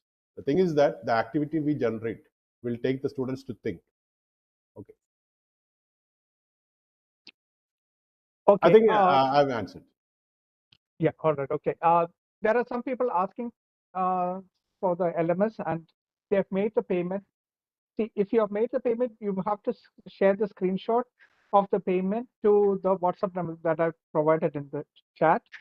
Now, if you have done that and you still don't have access to the LMS, I've also given the support numbers there. You can contact them and they will guide you as to what has to be done. And also make sure you check your spam folder. Maybe the mail, the credential mail has gone to the spam folder. So yeah, it might have been there in the spam folder. So please check that as well.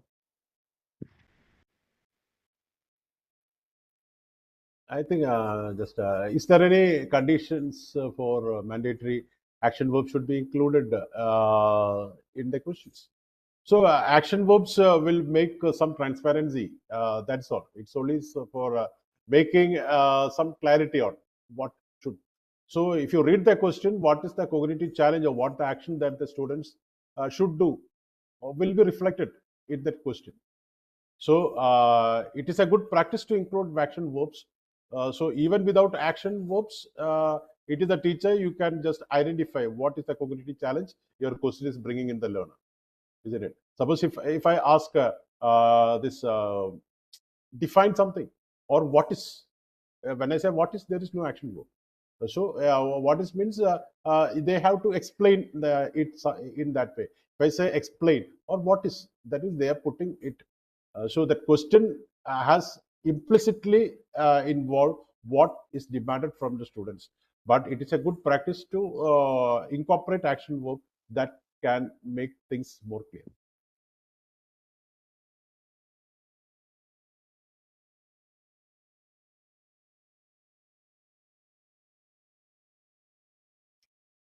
Some people say that Bloom's taxonomy is too rigid and does not account for complexities of learning. Because you can have not only Bloom's taxonomy, Solov taxonomy, etc. But what this Bloom's taxonomy standard, not Bloom's taxonomy, it is outcome-based standard which we are following is Bloom's taxonomy, and there is no rigidity with the Bloom's taxonomy. The Bloom's taxonomy will only show you what is the that learning, how learning is progressing. How learning is progressing will be we will be able to identify through Bloom's taxonomy. So it is not the Bloom's taxonomy is not bringing any complexity. It is only lessening the complexities, that what processes are really happening, because learning is an abstract thing which is happening in the students. So through the reflexes that we get from the students and the situations that we create will help you to guide, to steer the students in the right track. So I don't think that it is not correct. The Bloom's taxonomy is really a worth to know because learning is something which is happening inside. So what is the responses that the students elicit and what is the learning situations you generate will help you to take you from this concrete to abstractions like that. So abstractions is not on Bloom's taxonomy. It is there on the learning content. The Bloom's taxonomy is not abstract. The higher order learning is something going to abstractions. Bloom's taxonomy as such is not abstract. It is giving only a design.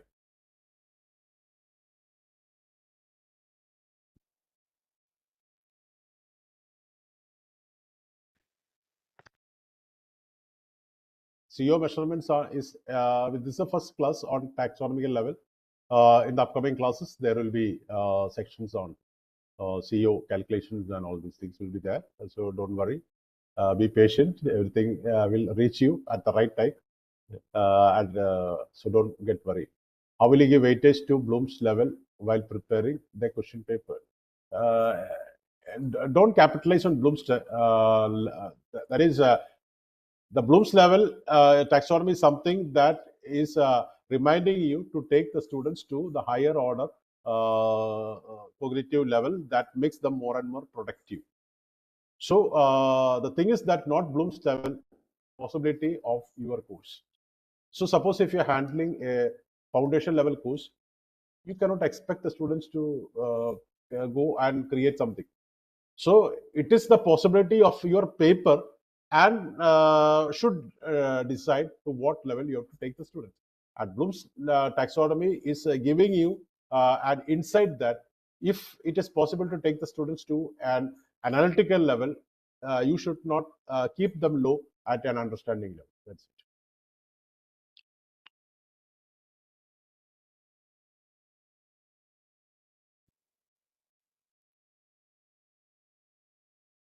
How to make K3 level question for K2 level? If you are able to make K3 level question, put your CO to K3 level. Okay. Suppose if you are stitching a dress, isn't it? The dress should suit your body, isn't it? Not to bring your body to the, what you could say, the dress. So customize your CO according to the possibilities of the paper. So obviously that could be fixed.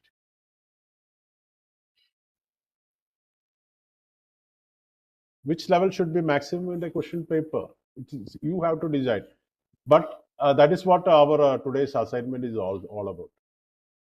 That is, if your question paper is going to a higher order subject, then higher order questions is been needed. So you cannot prefix that, okay, 75% questions should be there. You can have some policies, but it all depending upon the paper that you're handling.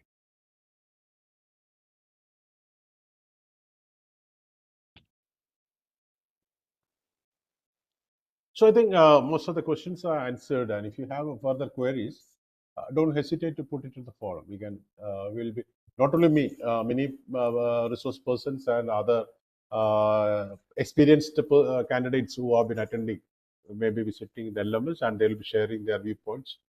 So learning happens when we go and collaborate.